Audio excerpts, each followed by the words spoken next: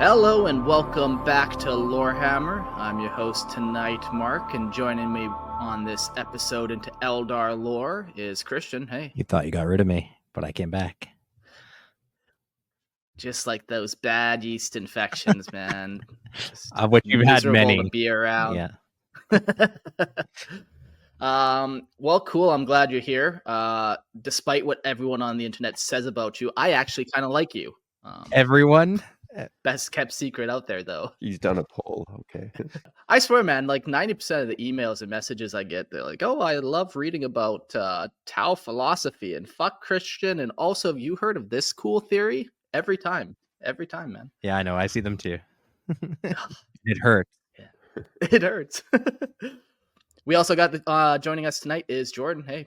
Hey guys, you'll just have to excuse me. I've been trying to recover from a pretty rough cold, so I might be a little quiet tonight, but I'll try my best. Yeah, you sound like a different person. So do you want to do like some type of identity swap, pretend you're somebody else tonight, or Yeah. You're happy with your life? I mean, is there an Eldar that sounds kind of like me? Oh yes, Pliu Lao is his name, so we'll refer to you as that. It sounds like a dark elder. That's who I am then. Oh yeah. Jordan likes twisting those nipples. I know. He's a dark elder for sure. Yeah, well, tonight we got episode 139. We got Eldar Mythology. This is going to be a very interesting episode, very speculative, very much mythological. It's going to be cool to kind of go through what the Eldar actually kind of believe their ancient roots of morality come from, their ancient roots of all that kind of stuff. So it's going to be a fun episode. Before we get to it, we'll just do some quick housekeeping as we always do. The Discord. Come on, come join. Come on, come into the Discord. I don't bite. Come join me in there. It's a lot of fun. I've been thinking about, we're getting pretty close to a spot where we can launch up monthly contests again with a little prize support. So that's going to be pretty exciting. Keep joining that Patreon and we'll get a little closer to that. But we're getting really close. So come join the Discord. Keep your eye out, and we're going to be doing some contests soon. You can also be there when Mark launches his first crypto scam. The Lorehammer coin, yeah. We're not going to rug pull you guys. We would never do that. Ooh, yeah. Yeah, if the Hawk Tua girl can do it, why can't Lorehammer have a crypto coin? Okay, there's this video you should go watch on YouTube. It's like a 13-year-old kid. And some guys on Reddit or something taught him how to start his own crypto. And he started it and like literally was live streaming himself as the crypto coin like just started going up and up and up. I think he made like 20 or 30 grand. And yeah, like it was like over like minutes. Like it was all live right there. You could see. And then he like immediately rug pulled everyone live on TV. Sold all the coins. Yeah. Fuck. Okay, so maybe we need to get into some Lorehammer crypto then if it's that easy. Okay. Yeah. Well, if you're not into getting scammed, you can also always join the Patreon and join the Imperial Tithe and help support the show. You get the ad-free version for $2.50 or video version for $5. So better than getting crypto scammed. So join us there. Get something for your money. I'll let you guys in on a secret too. Like you can donate and you don't even have to listen to the show. You can just set it and forget about it. And but that's up to you. You're doing that. You choose not to take. I find you can do that. Yes. You can get nothing of value and still donate. Yeah, pretty well. And if you are a Patreon or a patron, you can join us on the live stream. We do live streams every time we record an episode. Usually that's Wednesday nights and Friday nights. You'll have to and Tuesdays, sorry, and you can figure out your time zone for when that works, but you can also figure out the exact time because we send the link on the Discord.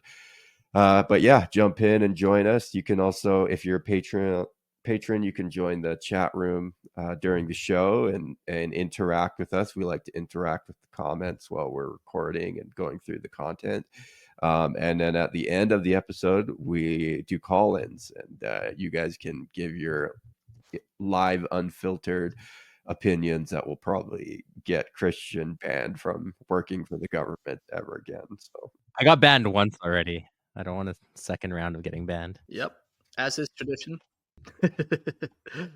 Well, yeah, let's dive into some Eldar mythology, some Eldar mythos.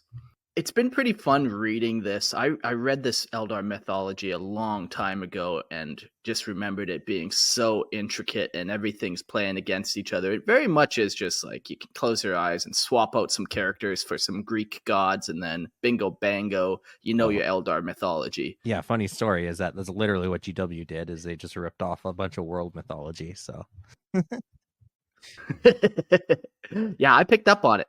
I mean, come on. Don't they do that a lot?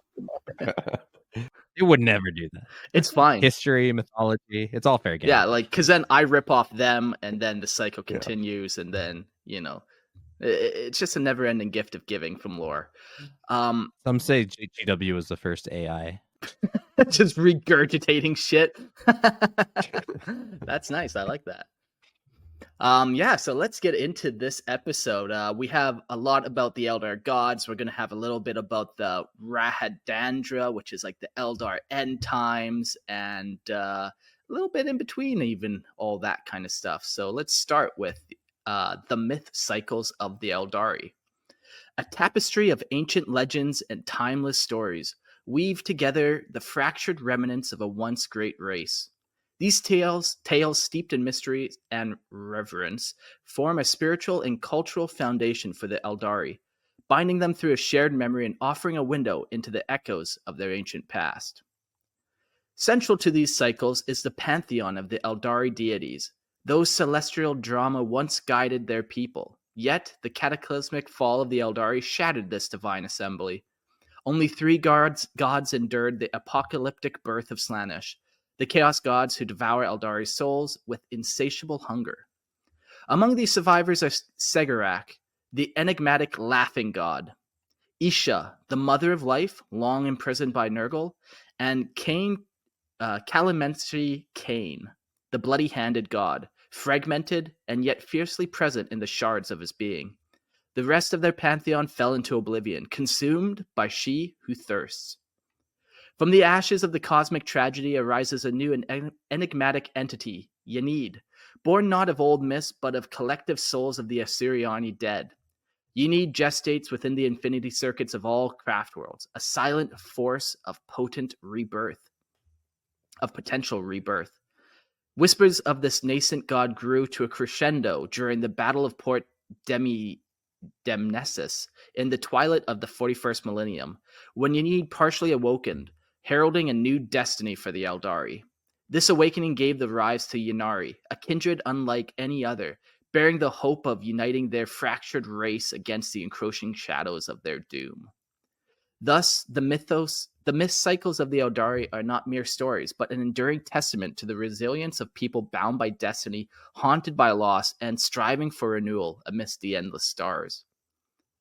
And here's a nice little quote.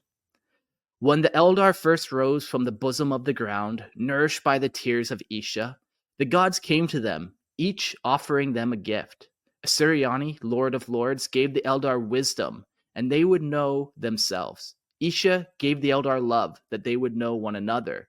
Vol gave the Eldar artifice, and they would make their dreams a reality. Lilith gave the Eldar joy, that they would know happiness. Kurnous gave the Eldar desire, that they would know prosperity. Murray-Haig gave the Eldar foresight, that they would know their place in the world. What a gift to know your place in the world. And Cain gave the Eldar anger, that they would protect what the gods have given them. And that is from an anonymous storyteller of the Eldar race. An anon storyteller, as you have in the notes. So they obviously browsed 4chan. Yeah. 1D4. You heard it here first. Yeah, so we named a couple of the gods already. There are a couple more than the ones we named, but it is cool how each one of these already we're starting to see little aspects of who they are and why they exist and what relationship they have to the Eldar. And then we also have a couple other gods that are coming coming up into existence, like Ynnead, born in the 41st millennium, it's starting to kind of gestate and coalesce into a form, and has finally kind of taken some type of form that can communicate and even has an avatar available. So there's a couple different time scopes when we're talking about Eldar mythology. I kind of break it down into 3 main kind of times, maybe 4 if you're really getting fucking finicky with it. But the first is like pre-Eldar, like we're talking like 60 million years ago type Eldar lore. And then it jumps forward a whole lot of ways, and we get to the birth of Slaanesh, and that's kind of the next big kind of Eldar mythos point, which happened 10,000 years ago, which is still a long-ass time, even for an Eldar. And then you jump one last time to kind of the birth of Ynnead, and, dare I say, the Rhana Dandra, or whatever they call their end times. We're kind of getting into that a little bit too. So that's kind of how I've broken up the mythos of the Eldar and the timelines. Yeah, that's a decent way to break it up. I would call them like eras. Like eras don't necessarily have to be equal periods of time, but it's a period of time, right? So yeah, that's not a bad way to look at their kind of basic. All right. The genesis of the Eldari. In the ancient and sacred myths of the Eldari, their origin is traced to the divine union of Isha, the life-giving goddess of fertility and the harvest, and Kurnous, the eternal god of the hunt. These two celestial beings, intertwined in purpose and power, are said to have bestowed their essence upon the Eldari, making them as their chosen children. That's a very poetic way of saying they bang. Yeah, like Kurnous is the Eldar god of desire, and desired Isha. Perfect. And Intertwined in purpose and power. I'm going to intertwine with you, all right. Yeah. how do Eldar reproduce? How do they do it? What's the mechanics? They're sapiosexuals. Thoughts and feelings. I don't like that. And receive the other one. They only like you for your mind. Okay. How do you know whose penis, Eldar penis, is going to open up to accept the other one? We'll get to it, I'm sure. We'll learn more about the birth of them. But in those primordial days, the realms of the material and the immaterial were as one, a seamless expanse where gods and mortals walked side by side. There were no veils to separate the divine from the earthly, no barriers to confine the ethereal to the shadows of the immaterium. The deities themselves graced the world of the Eldari, guiding their fledgling race with wisdom and might. Under their divine tutelage, the Eldari flourished in an age of unparalleled harmony and abundance. It was a golden epoch, a time when the gods' presence was a constant blessing, their hands shaping the destiny of their people.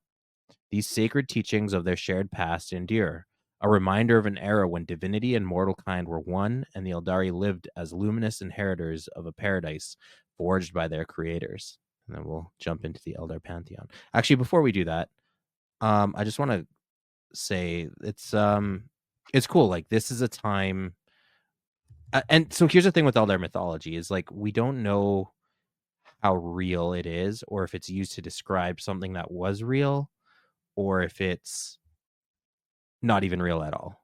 Now that's sure that's the least likely one, because we see like avatars of Cain, we see fragments of like their mythology actually being true, but like, are these poetic descriptions of things, or were these like real events, right? Did the Eldar really walk side by side with their gods?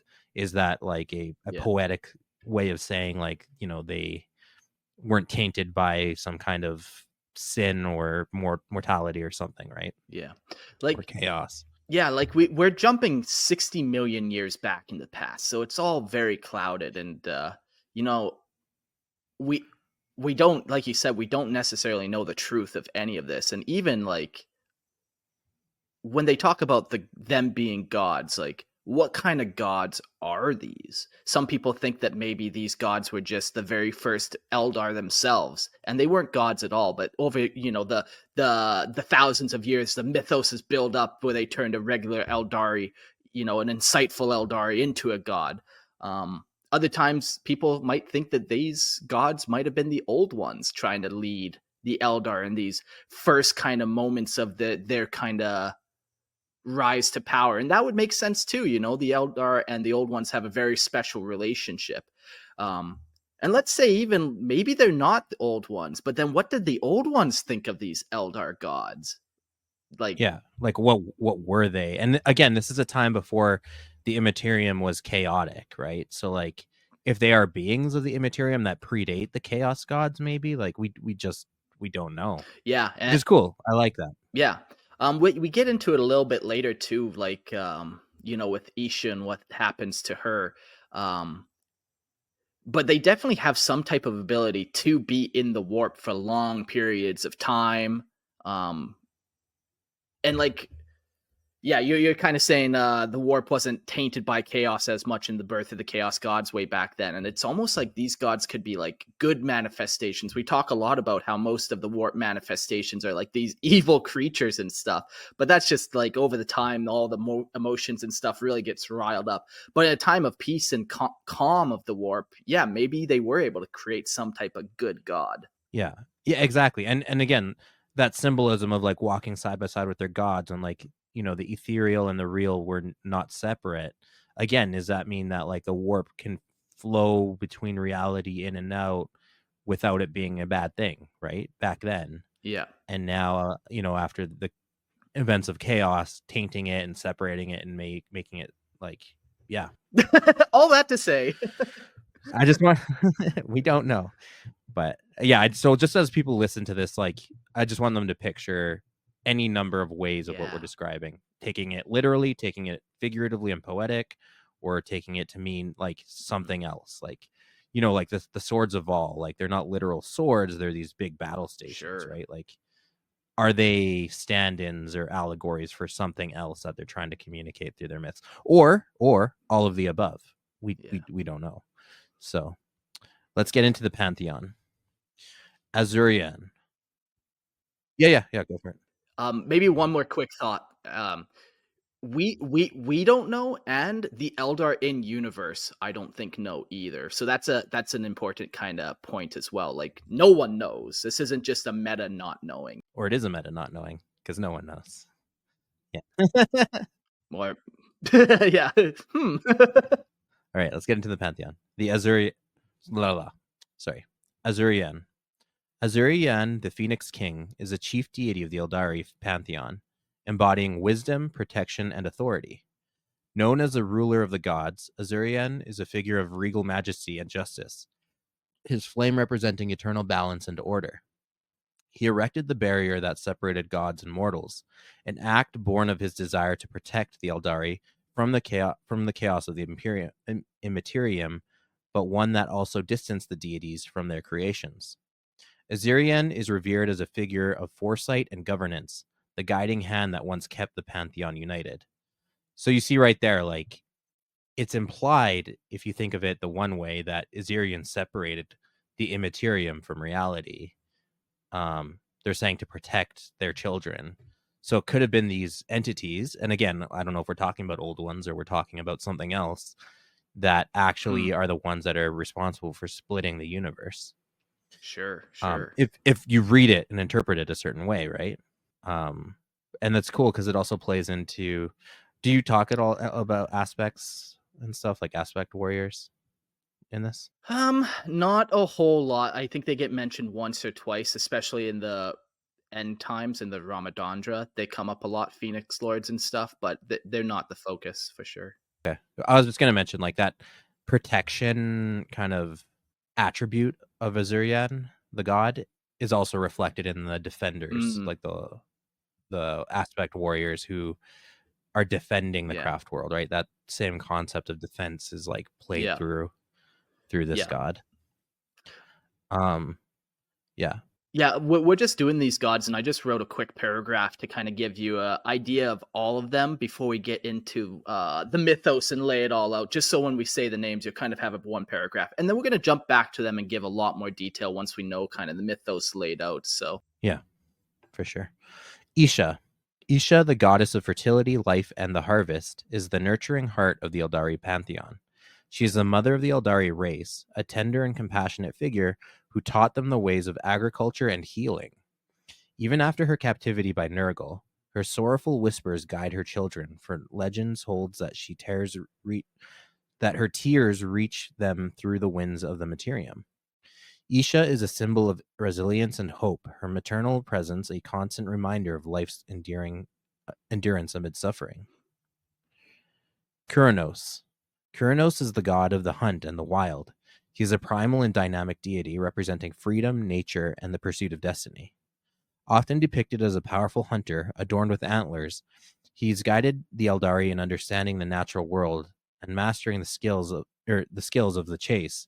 As the consort of Isha and father of the Eldari, Kuranos embodies the untamed spirit of adventure and instinct to survive. His lessons remind the Eldari of their place as both protectors and predators within the cosmic order. It's kind of interesting. I don't know how common this is in other kind of pantheons, but typically, like I'd go to the Greek pantheon, and you got Zeus, who's kind of like the birth giver of most of the people. In this, Kurnous, who's kind of like the third main guy, is kind of the father of the Eldari, where Surion is not.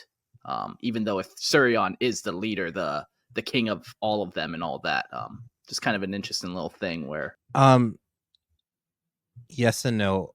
So I was gonna draw in like the real world religious and mythological attributions. I believe in Greek mythology, humans were created by what's his name, the Titan, okay. Prometheus. And in fact, in a lot of like, because Zeus even was also created, he was created by the Titan. The Titans were like the actual gods before they were dethroned. But something you're touching on there is like a repeated theme, not just through Greek mythology. So like GW really did, they tapped on like a lot of Eastern religion, like Middle Eastern religion, and like, yes, the typical Greek and stuff. But Azurian kind of like embodies, the name comes from like Vedic, like Hindu religion. I'm trying to remember all this and keep it all straight. I'm not a religious scholar, so if I do mess this up, if anyone's listening, feel free to yell at your listening. Yeah, this is what podcast player device. This is what the live chat's for, so they can yell at you in real time. Yeah, now's the time. Yeah. But yeah, Azurian, at least like some of his attributes come from like Hindu Vedic mythology, but also that idea of like, yes, Mark, you're saying like that father god, king of the gods, like Zeus is like that. Man, people are gonna throw rocks at me. Odin and Egypt, Osiris, all kind of fill like that role. So there is also like another theory about like the sort of origins of a lot of these gods, and that they were very much more like geologically or geographically based. So like and that like their place hierarchy in the pantheon was more a post hoc construction. So like often, you know, you'd have like Athena or something in a city, and she would be the goddess of a city, and each of these like city states would have their own god, and then eventually when they became the part of greater Greece or the greater Roman Empire, then they started incorporating those gods into the pantheon. And the reason why, you know, perhaps like Zeus gets the chief spot, or like El in Sumerian gets the chief spot, is because that's like where the seat of the empire was. So they had to make the god that was locally based there sort of the chief god. And now this is just a theory that some anthropologists have come up with as to like why these pantheons came about. It was kind of actually to unite a lot of disparate people under, so that they didn't have to like give up their god, you know. And man, So- I Interesting. I've heard that from Mesopotamian religions. I'm a little bit skeptical about being in the Greek. no, it's definitely, they've definitely taught. This is where I learned about it, was with the Greek pantheon, but it's also with Mesopotamian as Yeah, well. like for sure it happened in Mesopotamia, like that you can tell, because even cities are named after gods, right? And like they don't have even any interaction with other religions until they conquer that city, and suddenly that god is adopted into the new religion. Like typically as subservient. But in Greece, I was just going to say, like, we have Greek texts that talk about, you know, the titanomachy and stuff, that they actually define some of these, maybe not exactly hierarchies. And again, like you said, it's a working theory. So maybe even that version, because these Greek myths are old, like they're older than written text, right? Like when we get, that's the problem. yeah, like by the time we get written text, these stories have been, and these gods have been around for longer. They're already ancient entities, right? So we don't know, but I'm just saying, like, the written text that we have, at least they've already established that kind of hierarchy. Now, that being said, definitely if it was older than that, yeah, I mean, I suppose it could have happened, but then you got to like dig up evidence, which is hard to do without I mean, I don't have the evidence on hand, written but word. like Yeah. some archaeologists and anthropologists and stuff I think they've taken things that they've found in terms of just you know, shrines and stuff like that, where they think this is the case, but it's like you're going so far back in history. It's like, again, like pre-writing, it's like gets very You're piecing together fragments. So it's very tough to tell. You found like a piece of a statue in a place that doesn't belong, and you're like creating a bunch of assumptions around it. But yeah, past Assyrian, Isha obviously comes from like ancient Mesopotamian Ishtar, which also like is associated with Astartes or Isis in Egypt. And then Kurnous comes from like Celtic religion. And you see there's a version of Kurnous too in Warhammer Fantasy, the Horned God, who like is like the head of the Wild Hunt and things like that. So still has a lot of those same attributes. And we know Warhammer Fantasy is not connected to 40k, but it's one of those kind of like mirrored reflections, right? But and it's got a lot of that same attributes of like representing like the wild. I don't know a lot about Celtic mythology, but I do believe that like Kurnous is like a very like represents like vitality and life and like passion, which so interesting. And pretty much like all the gods are pretty much ripped off from either Celtic, Egyptian, Greek, or Mesopotamian, or like Indian, ancient Indian, like Vedic religion. So I mean, there's a case to be made that like the Scandinavian gods can be traced all the way back to Mesopotamia. But which is news to me. I actually like, I always thought that was some weird assumption that people made just because of the similarities. But I've heard a pretty strong argument that like the Egyptian gods might be the origin for a lot of these, like maybe. Like just the stories get morphed, and like as people kind of take those stories and run with them. And then I also know that the Nordic gods are also taken from like ancient Germanic people. So like Woden was... but the problem is those untamed savages like forgot how to write.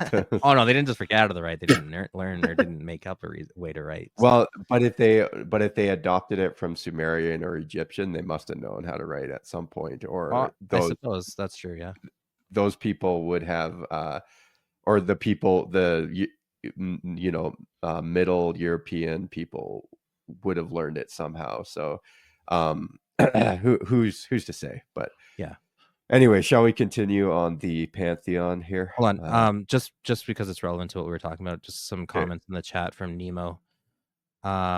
He's saying I think he's talking about Assyrian might be related to Asher from the Sumerian and Assyria. I thought about that too, just by the way the name sounds, but I think the attributes of him sound more like the Vedic descriptions. But it very well could be. Like I said, GW just smashed together a bunch of different like religious groups, so it's hard to tell who exactly they're aping or if they're just combining ideas. He also says, which is also seems to be a national racial god of its own era, also tied with its replacement by Christianity and New Age. I'd wager the Greek claim is post-imperial Assyria from the Persian invasion occupation. And again, that goes back to like you had Babylon, like Assyria, like as each city conquered the next city, they kind of either adopted or morphed the old religion. So sometimes it's hard to like pick apart what was mixed in later or what was the original ideas before it got tainted by like foreign invasion or so. But I love all this stuff, man. Like I love that I'm on this episode because that's what I live for. And and we all know that the Imperium of Men is sort of a contrast with the one Holy Apostolic Catholic Church. Yeah. Well, and even just like you're saying, Christian, about joining, they'd go invade a new place in real life, and then they'd kind of morph their religion into their own, or kind of combine them a little bit, just so everyone could kind of get along and have some cultural ties. The Imperium did that a lot too during the Great Crusade when they went to a planet and started spreading some stuff. Yeah, absolutely, 100%. Yeah, you have these kind of like imperial cults that like deify the emperor, but are mix it with whatever the local religion was. They're And, like syncretistic. Yeah, exactly. Yeah. And as we know, Christianity did a lot of that too. Yeah. Even with the Roman era. Okay. Kayla Mensha Cain. Kayla Mensha Cain, the bloody-handed god, is the embodiment of war, vengeance, and the destructive aspects of battle. His fiery, wrathful nature makes him both feared and revered. Known for his uncontrollable rage and boundless power, Cain once served as the defender of the Eldari, wielding unparalleled might in the face of their enemies. However, his fragmentation during the fall left him broken into shards, which are worshipped as avatars within the craft worlds, continuing his legacy as a relentless force of destruction. Cegorach. Cegorach, the laughing god, is the trickster and master of deceit within the Eldari pantheon. Known for his cleverness and wit, he is both a savior and disruptor, playing games with mortals and gods alike.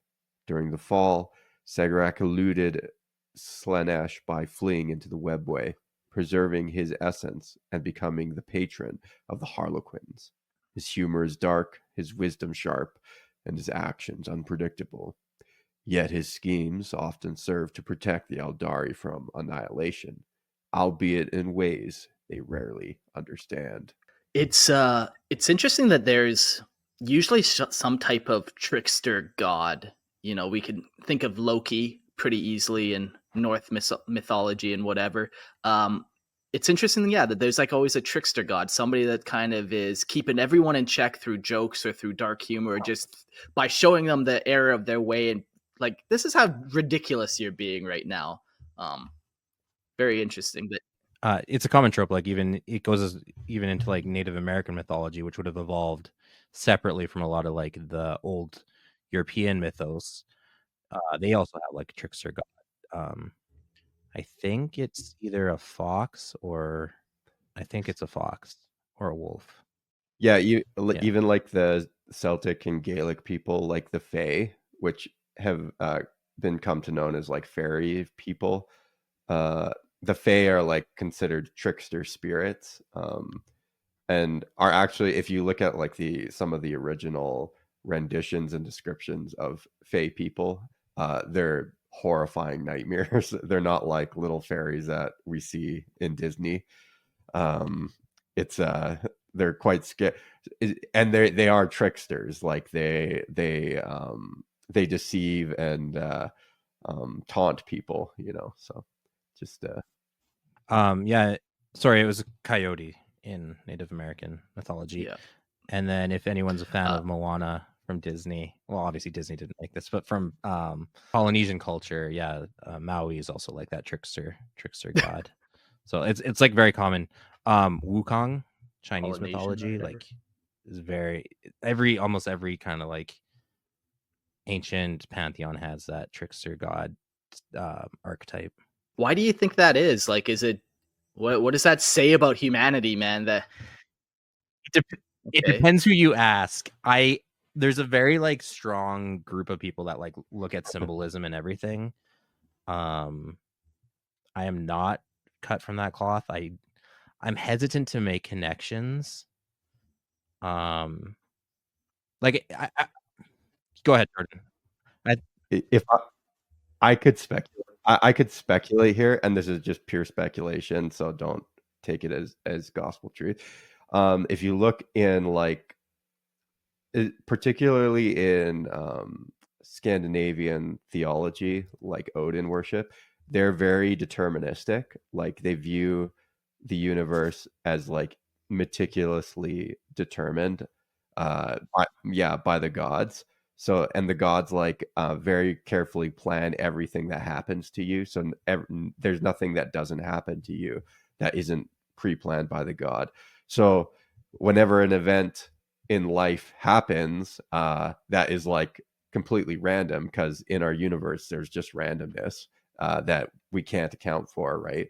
And that doesn't seem to be inside the plan of the gods. I think they would blame it on Loki or something, right? Like they'd blame it on a trickster, and the trickster element is often chaos, right? It's chaotic. It brings in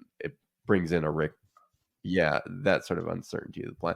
That's just a pure speculation, but that would be kind of my guess. It's like a way to explain Okay. why things seem just random. Like there's so many different sometimes. like schools of thought on this. I just want to be clear, even though there are parallels and sometimes there's like a true genealogical, like you can track where, let's say, a story came from and as it evolved and changed between cultures and people.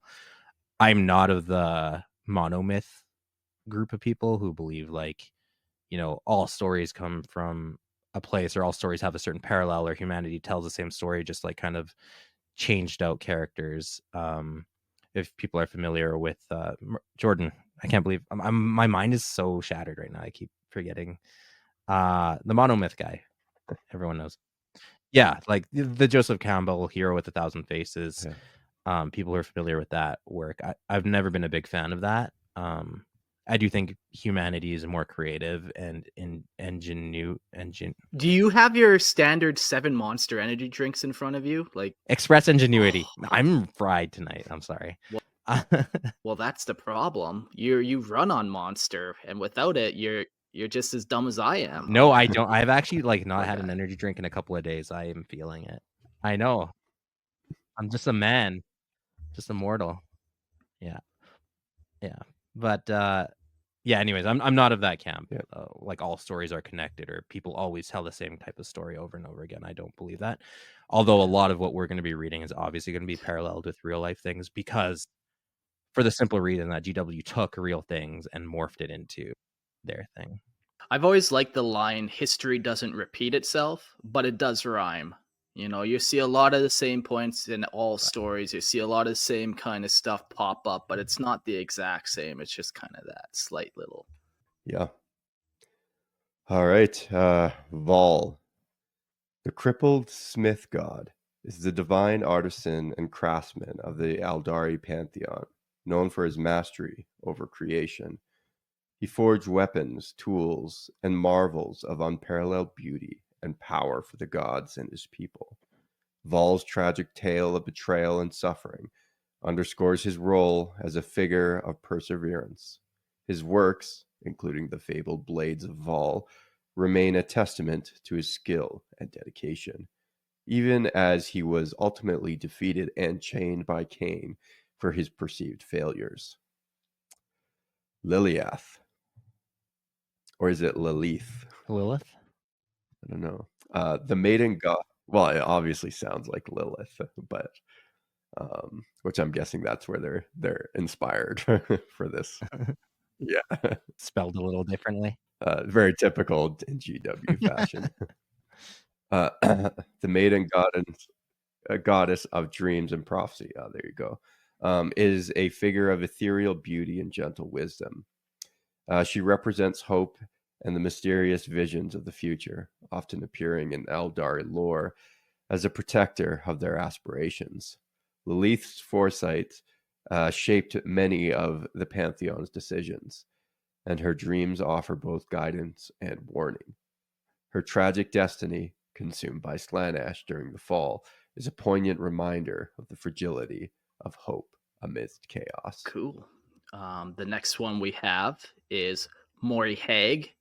Morihag, the crone goddess, is a mysterious and darkly revered figure associated with fate, death, and secrets.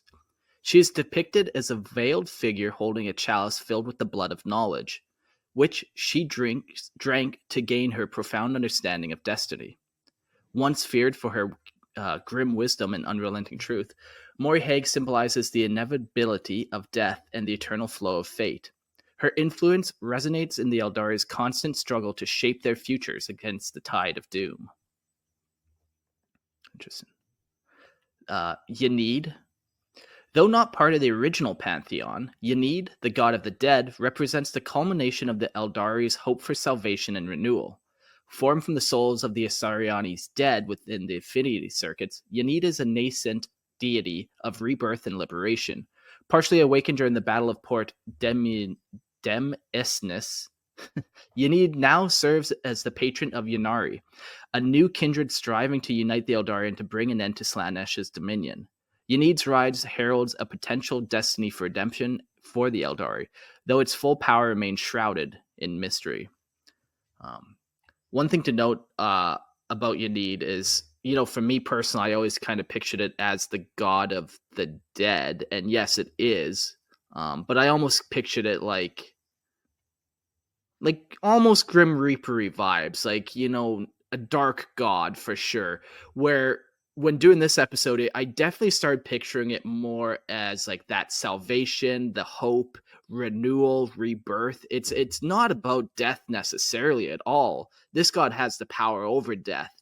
And that's kind of what makes it interesting, as opposed to like Mori Hag, which is more associated with fate, destiny, death, and all that kind of stuff. And, there's a path for everyone, and at the end of that path is the end of it. Where with Ynnead, at the end of that path now lies renewal as opposed to death.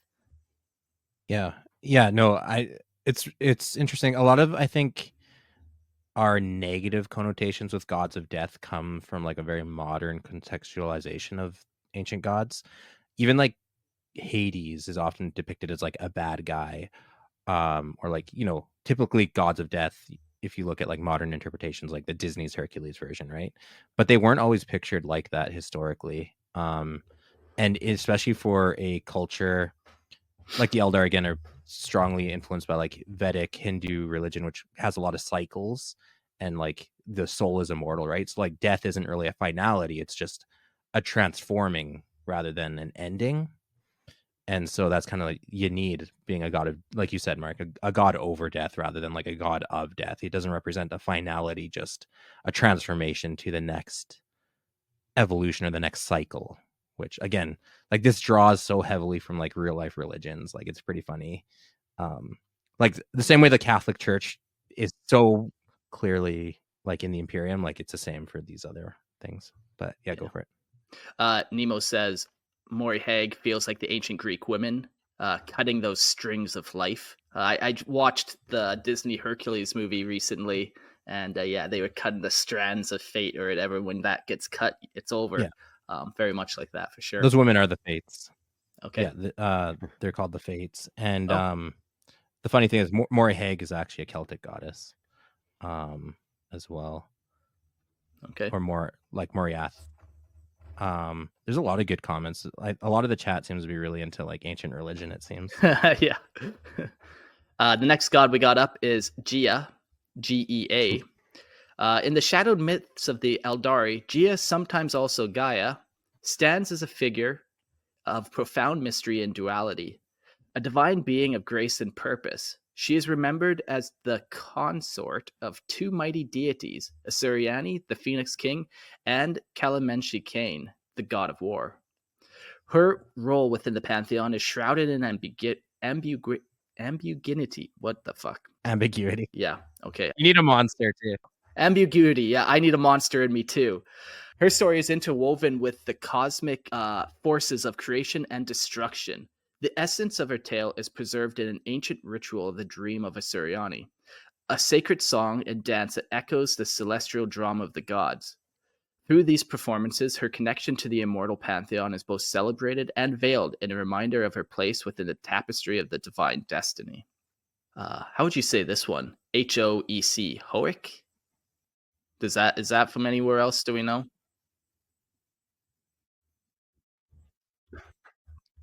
It just from the sound of it, my guess is probably Celtic and we'll go with it. Possibly Aztec. Okay. Yeah, like some of these other ones are very obvious where they would kind of come from for sure. Hoec, the Eternal Wanderer, is a being as enigmatic as the labyrinth webway which he is said to embody. Legend speaks of him walking the hidden paths between worlds since the dawn of the stars. His presence a constant yet elusive thread in the history of the Eldari. Revered by some outcast pathfinders, Hoek symbolizes the spirit of exploration and endless pursuit of the unknown. To those who seek his wisdom, he is a guide through the veiled corridors of destiny, a reminder that the webway itself is as much a mystery as the stars it connects. Very cool. And Purge in the chat says Hoek Tua. Hoek Tua. Yep. Come on, we're gonna make that scam coin. He's the god of the Yeah. internet. No, I looked up Hoek online, and it's the Hindustan Oil Exploration Company Limited. Of course. India's I was first going to private say oil that, and but gas it seemed company. sideways, so It seemed too obvious. seemed too obvious. Yeah, so that's the Eldar Pantheon. There is one that I didn't mention that we're going to save for the very end. That gives you kind of a very base idea of them, kind of a couple of the relationships between them. It's interesting, like, Gia and Isha, they both have the ability to procreate, it seems, and make love to their partners. So that's, something interesting to consider. Does that make them more human? Does that still keep them in that warp category? Hard to say. Up to the reader, I suppose. Yeah, again, like, we don't know. Are they talking about like a real like sexual contact, or are they talking about something else that, are they genetics, old one genetic scientists that are creating a race in labs, right? Like, Yeah. is this a mythologized version of something else? But yeah, it's all very cool. Yeah, so the first big piece of Eldar mythos that we will talk about is Isha's tears. In the age before the rift between gods and mortals, Lilith, the maiden of dreams, foresaw a chilling fate. The Eldari, beloved of the gods, would one day bring about the downfall of Kalamensha Kane, the wrathful god of war. Her dreams, renowned for their prophetic power, cast a shadow across the pantheon, and Kane, consumed by fury and fear, resolved to preempt his foretold destruction. In his rage, he turned his blade against the Eldari, unleashing a slaughter so vast that the heavens trembled under its weight. Desperate to end the bloodshed, Isha, the goddess of the earth and mother of the Eldari, pleaded with Azirian, the Phoenix King and ruler of the divine court. Moved by her plea, Azirian decreed a great divide, a barrier to forever separate gods from mortals. This boundary severed the materium from the immaterium, ensuring that no deity would ever again directly intervene in the affairs of the Eldari. Kane's campaign against the Eldari was halted, but the cost was a chasm between the divine and their children. For Isha and her consort Kurnous, the god of the hunt, the separation was unbearable. Their love for the Eldari burned too brightly to be extinguished by divine law. They turned to Vol, the smith god, for aid. With his cunning craftsmanship, Vol forged the spirit stones, sacred artifacts that allowed the gods to communicate with their mortal children in secret. Through these stones, Isha and Kurnous continued to guide and nurture the Eldari, their whispers shaping the destinies of their people, and which we know that spirit stones will later become what they use to trap their souls when they die.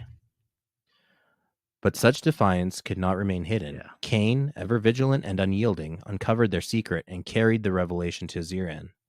Though Azirian understood the love of Isha and Kurnous, they had broken his decree. With a heavy heart, he passed judgment, consigning Isha and Kurnous to the wrath of Kane, to face the terrible consequences of their defiance. Thus, the threads of destiny wove a tale of love, loss, and the unyielding will of the gods. Yeah, I'm not going to doubt, we'll spend all night if we pick apart every kind of religious parallel, but I did just want to say that a lot of those archetypes exist in so many myths too, of divine rules, or gods can interact with humans in very strict capacities, gods breaking those rules, punishments for what the breaking rules it comes from. There's so many, but just wanted to shed light on it. Yeah, and the sort of tragic romantic tragedy is also kind of a trope amongst ancient mythology. Yeah, but that's a story of love, loss, hope and rebirth, guidance as well. But the big thing that came out of this story is the continuality, or the continued ability for the Eldar to live. So, we got Isha's tear, which came from Isha, where now, like Christian said, when the Eldar died, they put their souls into these as a way to save them. The next myth that we will get into is the war in heaven. Cain, the bloody-handed god, seized Isha and Kurnous in his wrath, subjecting them to tortures of unimaginable cruelty. Each act a testament to his boundless fury. The agonized cries of the divine echoed across the pantheon, stirring unease among the Eldari gods. Though many silently disapproved of Cain's merciless vengeance, fear silenced their voices. Only Vol, the smith god, dared to intervene openly, his resolve forged as unyielding as the metal he shaped. Petitioning Cain, Vol purposed a bargain. In 1 year, Cain would release Isha and Kurnous in exchange for 100 swords, each imbued with divine craftsmanship. Vol's skill as a smith was legendary, his blade so potent that a single one could turn the tide of battle. Empowered by a lone mortal to stand against legions, he toiled tirelessly, poured his heart and soul into each of the blades. But as a year drew to its end, fate dealt him a cruel blow. 99 swords lay finished, yet one remained undone. In desperation, Vol substituted a mortal-crafted blade among the divine, trusting in Cain's pride to blind him to the ruse. When the swords were delivered, Cain, awed by their beauty and lethality, released Isha and Kurnous as promised. It was only after they had fled to safety that Cain discovered the mortal blade, its imperfection a glaring insult among the other divine weapons. His fury erupted like a star's death throes, and he condemned Vol as a liar, a thief, and a cheat. Cain's wrath became like a storm, and he unleashed his vengeance upon Vol, igniting a cataclysm known as the War in Heaven. We'll stop here for a quick second. This War in Heaven is very different than the War in Heaven between the Necrontur and the Old Ones. This is a very different little thing. Counter theory. Could this be the mythologized version of the War in Heaven? Yeah, I was going to ask that. I was like, wasn't the War in Heaven something else? That would be interesting, wouldn't it? According to the Eldar, yeah.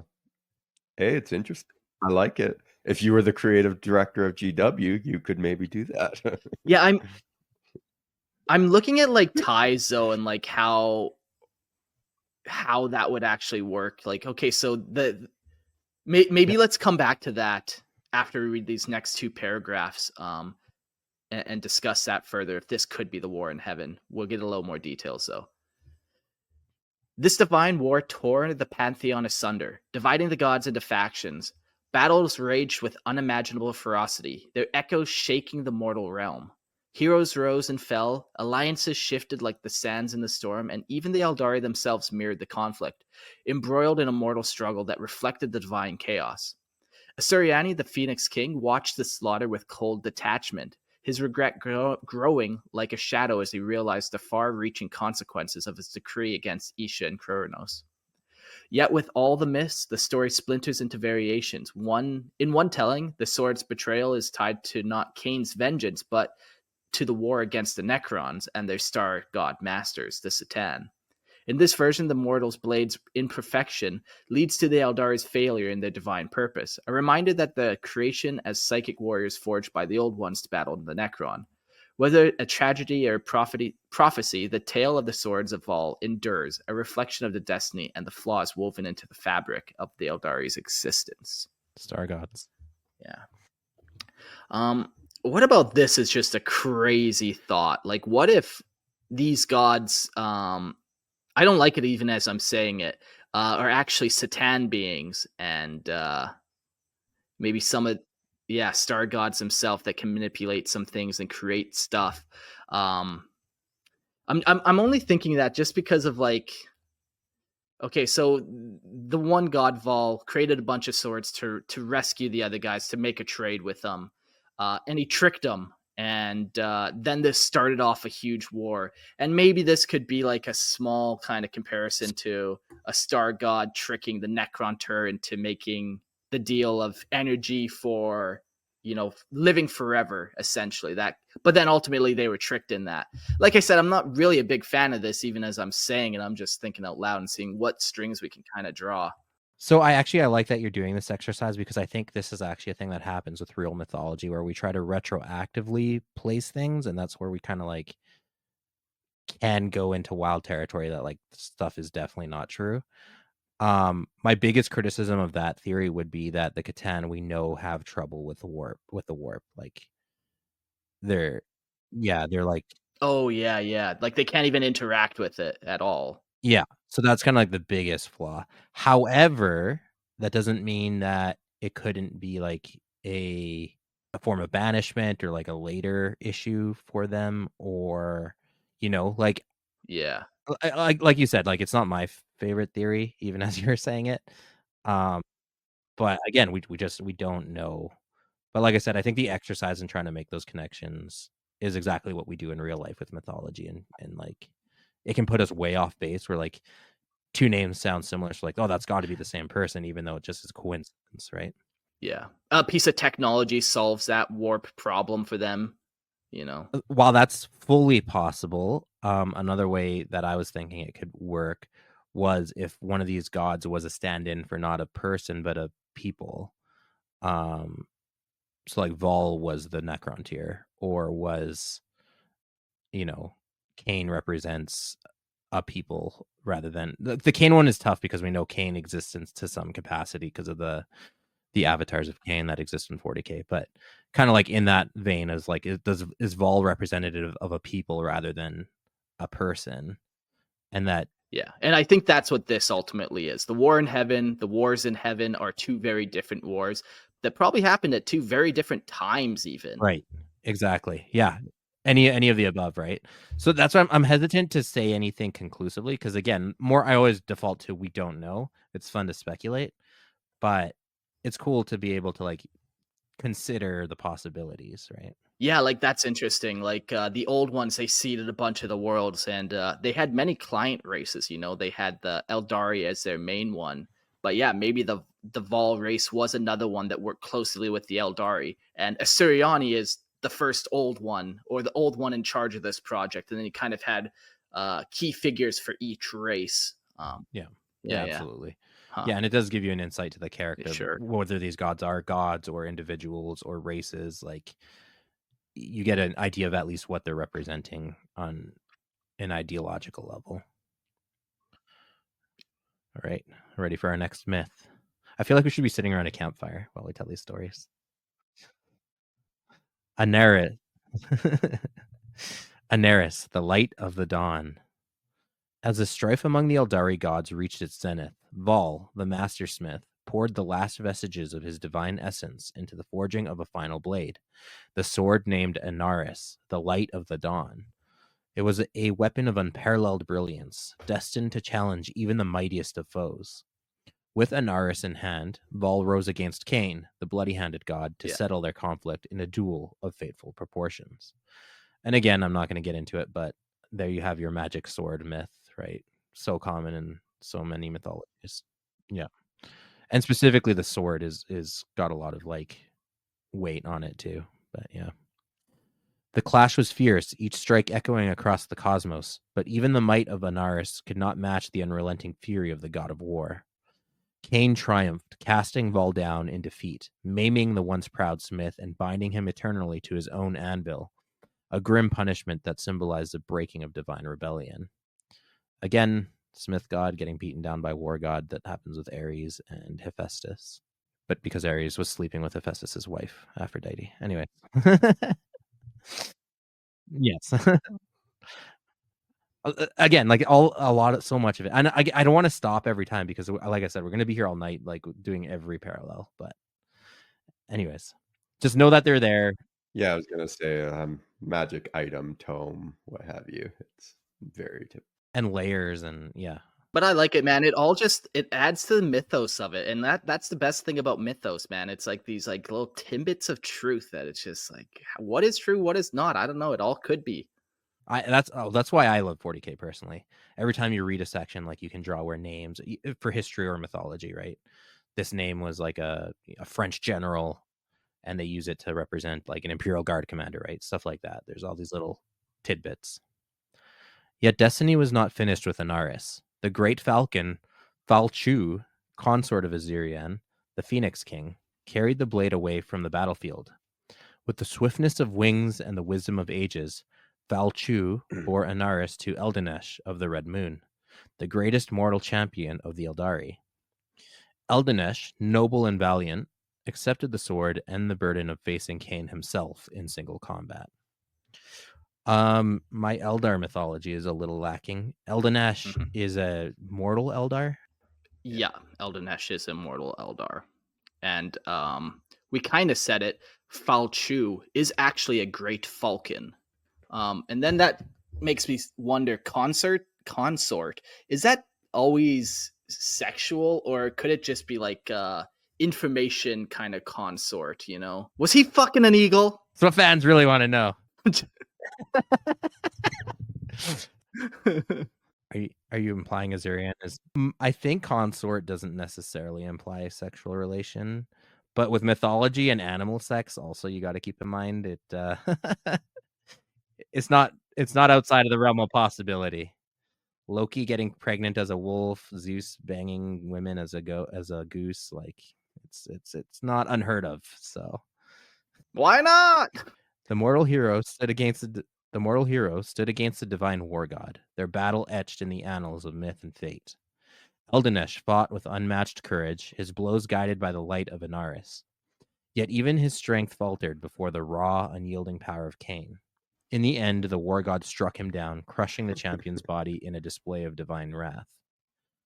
As Eldinesh's blood spilled across Cain's hands, it stained them a crimson hue that would never fade. From that moment on, Cain was forever known as Calamensha Cain, Cain the Bloody-Handed, a name that carried the weight of his deeds and his insatiable thirst for vengeance. For tabletop fans, you can see that on the model. I don't know about the current. Does the current model have a bloody hand? I could check. Yeah, at least the olden model. I'm pretty sure the new one does too. That's why the model has like a bloody-handed gauntlet. Yeah. So now you know where that comes from. Yeah, and even that like comes, we just make all these tie-ins to other places. That's like Cain and Abel killing the brother, killing. Yeah. The mark of Cain. I don't see the blood, but and I'm gonna be no, it's there. It definitely is there. I was gonna be mad if they some took people that don't out. paint it quite like blood. Well, those people need to read up on their Eldar mythology. Yeah. People are painting it like lava more so than blood. It seems like where they're doing it like fire. Witnessing the devastation, Azirian, ruler of the pantheon, declared the war in heaven at an end. Cain, his vengeance fulfilled, departed the field, his victory tainted by the blood of Eldinesh and the sorrow that echoed through the hearts of gods and mortals alike.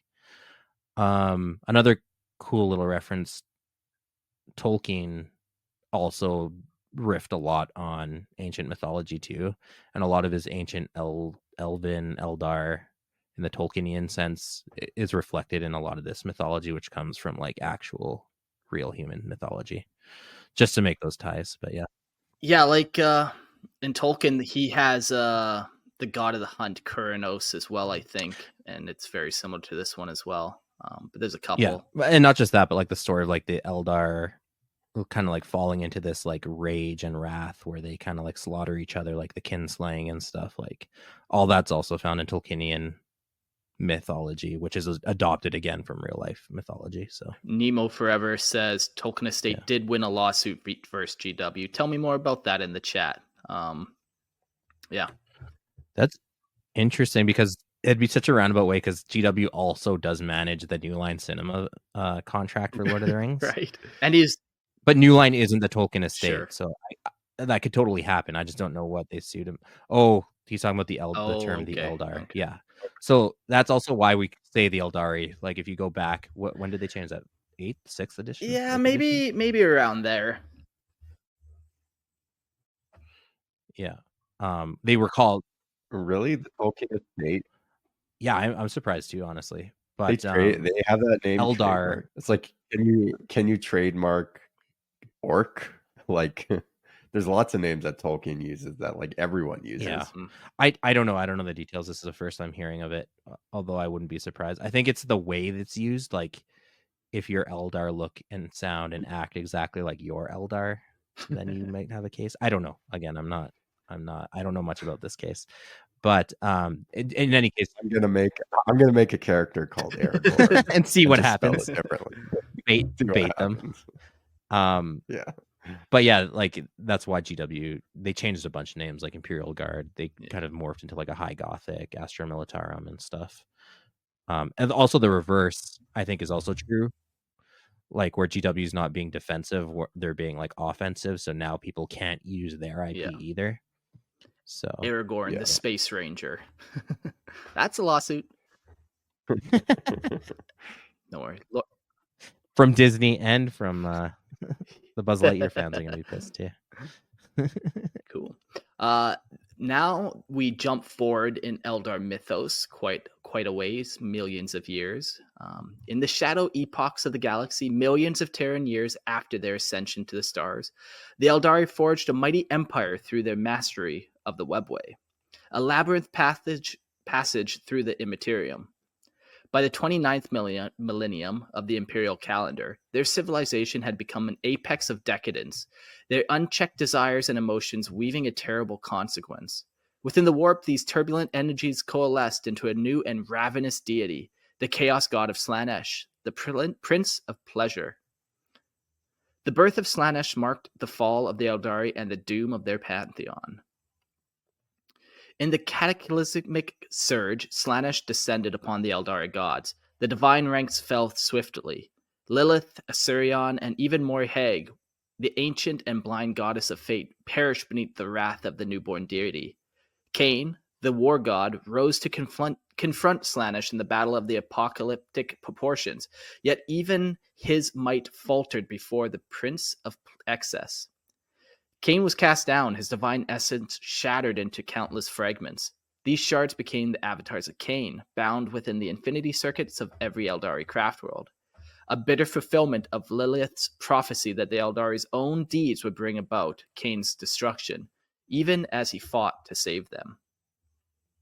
The fall of the Eldari resonates through their myths, stories that each Eldari is bound to know, for they are woven deeply into their identity.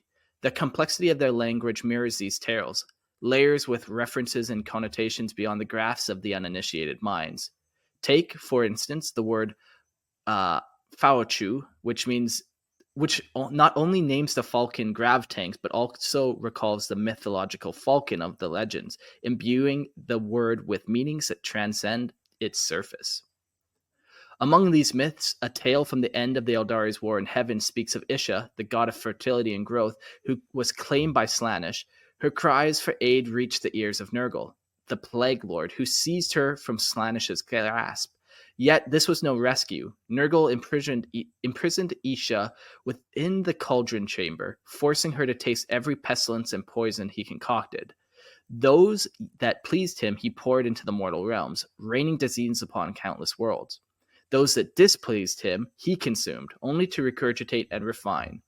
Yet even in her suffering, Isha whispered hope to the mortals, imparting knowledge of cures to counter Nurgle's blights wherever the plague lord turned his attention away.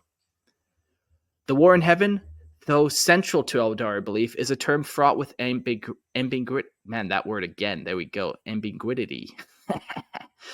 It is used to describe the ancient conflict between the Necrontyr and the Old Ones that raged 60 million Terran years ago, when the galaxy was still young. Scholars, both Imperial and Eldari, debate whether one tale is inspired by the other, or if they are wholly separate events, linked by name only. To the Eldari, the war in heaven is a religious and mythical narrative, a metaphor for a great cosmic struggle of their gods, rather than the precise historical account. Yet, the existence of gods in the Warhammer universe cannot be dismissed outright. Divine entities often arise as psychic manifestations within the immaterium, born from the collective unconscious of vast sentient populations. Slaanesh was birthed from the unrestrained desires of the Eldari, just as the nascent god Ynnead now stirs within the Infinity Circus, a being of death and hope. In stark contrast, the Satan, the so-called star gods of the Necrontyr, are material beings of immense power. Unlike the warp-born deities, the Satans draw their substance from the stars and mortal life, bound to the physical realm and vulnerable to the psychic forces that dominate the immaterium. Thus, the Eldari myths intertwine destiny, tragedy, and echoes of cosmic truths. They're resonating, shaping not only their culture, but the very fabric of the galaxy they inhabit. Yeah, so those are kind of the big myths out there for sure. There are a couple other ones that we will get to at the end. Like I keep on saying the Rhana Dandra, the end times. We haven't got there yet. There's a couple other small little ones that, the Eldar Harlequins are probably singing and sharing and all that stuff, but nothing really important happens. It more teaches you like a lesson about. We'll jump now to the gods of the Eldari, and we'll talk about them in a lot more detail now that we kind of got the main myths under our belt and the kind of their main character traits. Before we do, maybe we'll jump to the chat real quick. Jacob asks, could Exodite Eldar summon an avatar of Cain? Might his shards be in Exodite world spirits or only in craft worlds? I think probably they don't do it. I don't have any reason for that other than for that. Just I haven't seen it, and there is a lot of Exodite lore out there, so you'd think you'd see it once or twice. But it seems like also the Exodites kind of just want to be left alone and do their own thing. They kind of gave up on what the Eldar were doing and decided to kind of just do their own thing. Yeah, and there must be some level of kind of, I don't want to say alignment, but the Exodites, they populate maiden worlds, right? Which probably are more associated with their maiden. Is it Crone worlds or maiden worlds or both? I can't remember the difference between them or which is which. Yeah, I would think it's maiden. It makes sense as like being untainted or untouched. In which case, they're probably more associated with like your Gia or Gaia or whatever Eldar version of that goddess is, right? So they might have more in alignment with those gods, or like Kurnous would make sense, but not that they can summon them the way like Cain is the only one that can be summoned as an avatar. It looks like, if I'm not mistaken. Yeah. So. Yeah. And again, like Mark said, like we just don't have evidence for it. Not to say it's not possible. It's just we've never seen it before, and you'd imagine you would have by now if it were possible.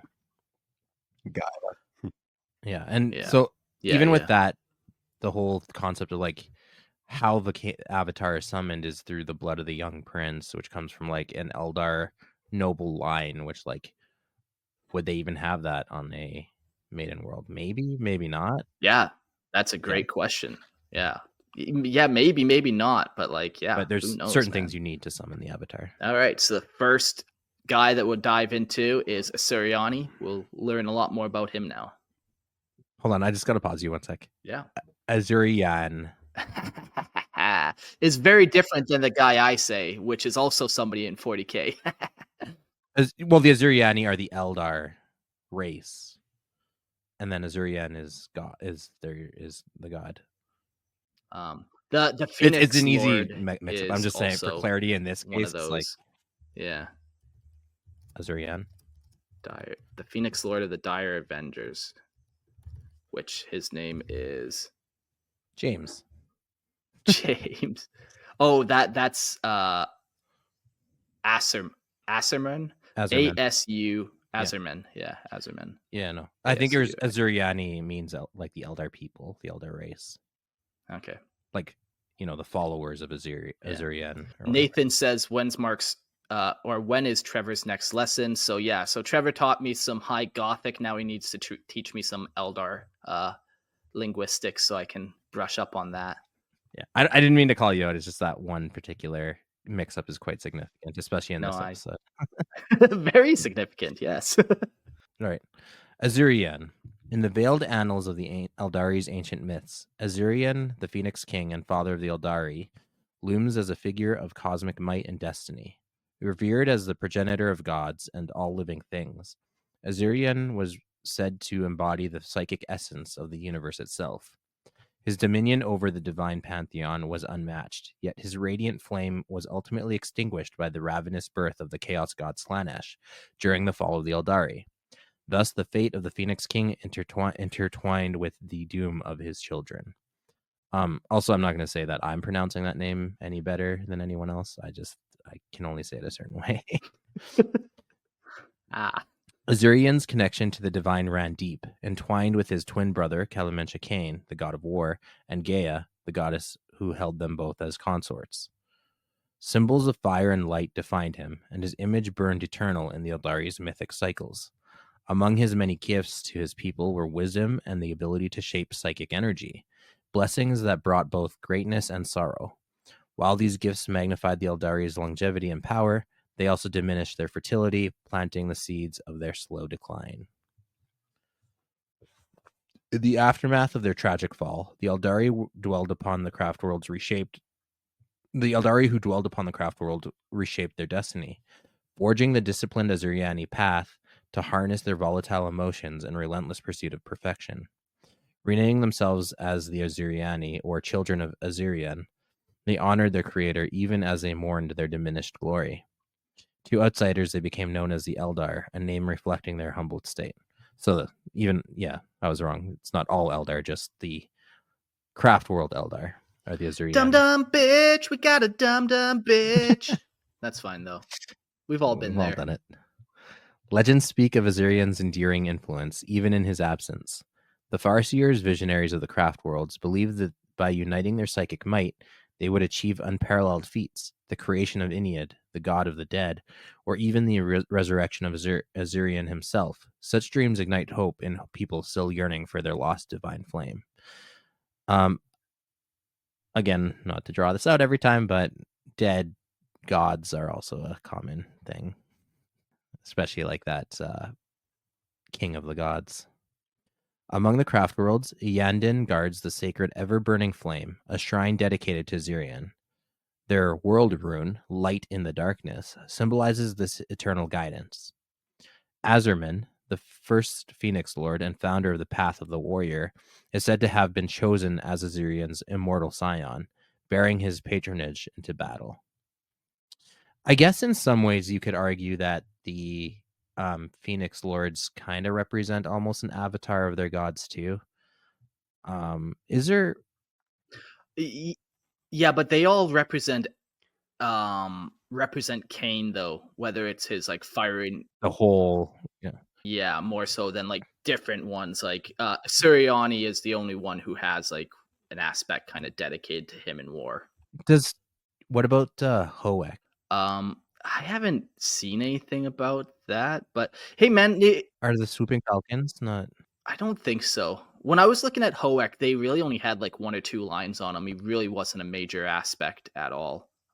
It would be cool though, like Vol would be a cool aspect of like warrior smiths, where they all have their own custom war gear that they've made themselves or something like that to kind of honor Vol. Are the swooping falcons not? It's weird because you don't want to get too territorial, because like again, like the Guardians and the the Avengers kind of represent more Azurman than anyone, or sorry, Azurian.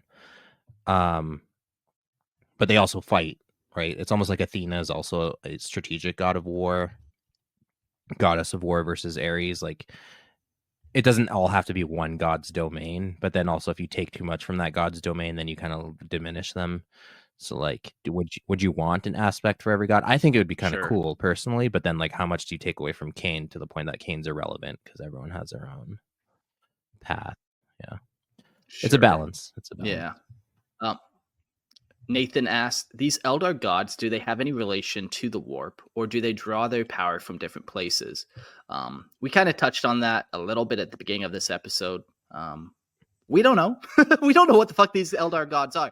It's all mythos, man. Like, it's all rumors and it's whatever. Magic. It's magic. We can draw. Well, we do, but like if Slaanesh killed them, they can be killed by creatures of the warp. Like, I guess the warp. Yeah. can create things that are more powerful than them. Yeah. So And we do have an example like where Cain cripples Vol. So they can hurt each other too. So does that put him in the mortal kind of category as well? And then you have like Azurian separating the materium from the materium, right? Like, are you of it to be able to manipulate it? Again, like if you take the path of like they're actually describing old ones, they're not necessarily of the warp, but they can control or use the warp. And then Azurian being like the gift of psychic power, which again is warp related. So like, yeah, are they warp entities? Are they not? Are they physical entities that interact with the warp or can control the warp? We don't know.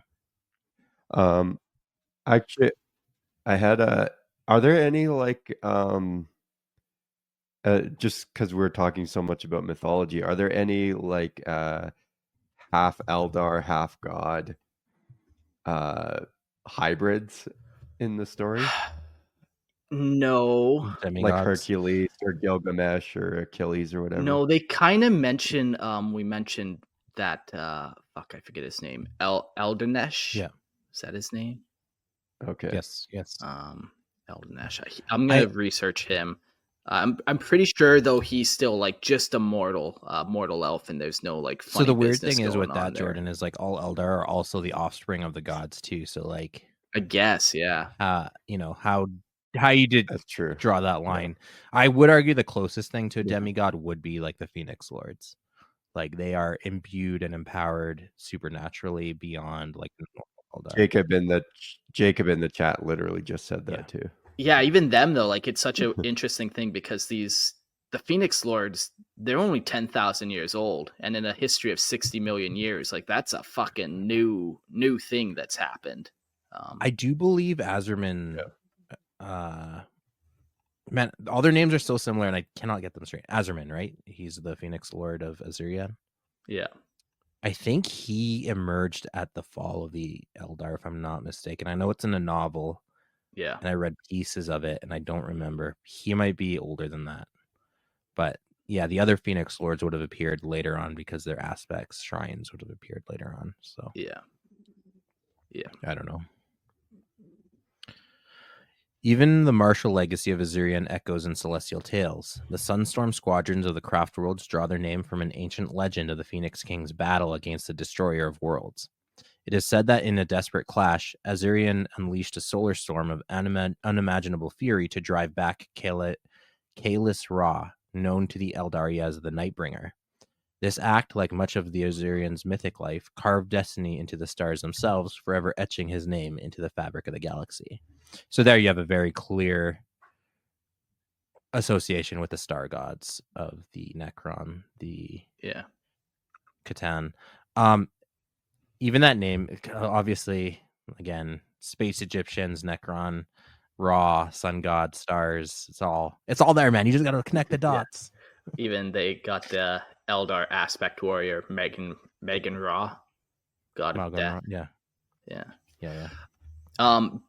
This is an interesting little part that we learned though. Asuriani has the ability to open up solar storms, which I'm kind of chalking up to like warp rifts and stuff that he's opened up. Just back then when he opened up, the warp was way more calm, like we were talking about. So when he opened up this solar storm, it was just turbulent energy more so than open it up and now demons are pouring through it to fuck everything up. Yeah, it's like the difference between like, a controlled fire versus like a fire that just like rips through. Man, that's a bad example currently, but yes. Yeah. A fire with demons in it. Yeah. Wait. No. Skip the fire. Also a bad example. Yeah. Cool. We'll jump to the next god, Isha. Learn a little bit more about her. Isha, the Eldari goddess of the harvest, fertility, nature, and healing, is revered as divine mother of her people. In the mythical cycles of the Eldar, she stands as the embodiment of life, growth, and boundless compassion. A luminous force of benevolence amidst the pantheon marked by strife and tragedy. As a consort of Kurnous, the god of the hunt, she is both a creator and a nurturer, her essence intertwined with her natural order of the cosmos. Legends tell that Isha, moved by the solitude of creation, breathed life into the non-Eldari species of the universe when Asurion, the Phoenix King, turned away from his creations. She alone dared to act when Kelemenchi Kane, the wrathful god of war, sought to annihilate the mortal Eldari, spurred by Lilith's prophecy that they would one day bring about his downfall.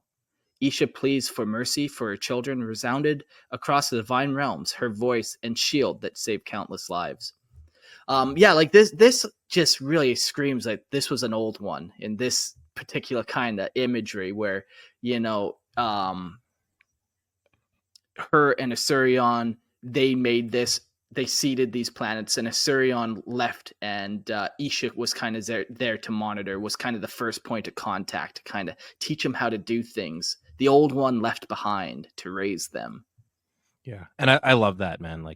I love that explanation where less mythological and more like a mythologized reality that happened. Yeah.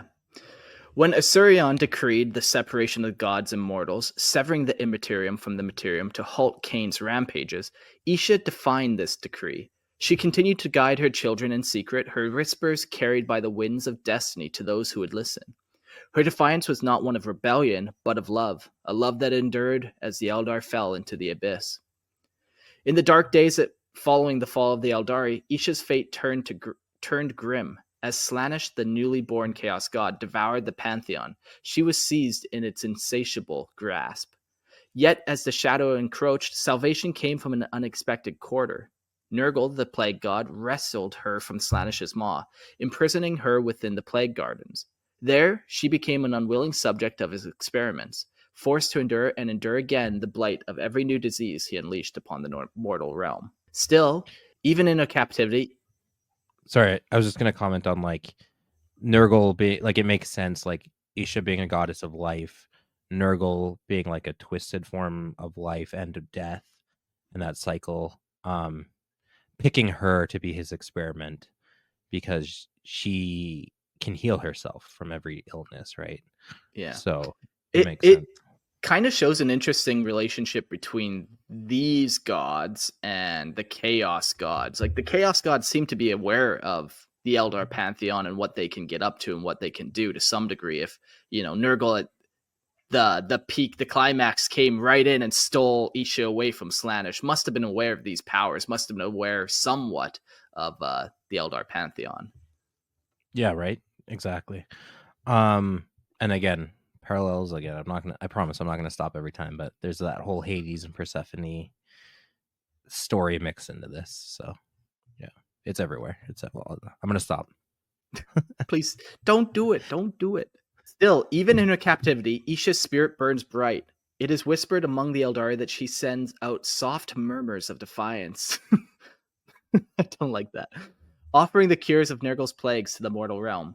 Her voice, faint yet unwavering, brings hope to those who listen, her wisdom emerging in the moments when she is most needed. This belief extends beyond the Eldari. San Istancia, Minst, a celebrated human rejuvenant adept, was haunted by visions of the maiden trapped in the eternal cycle of suffering. Consumed by the dream of creating a pancreas that would... Panacea. What was that word?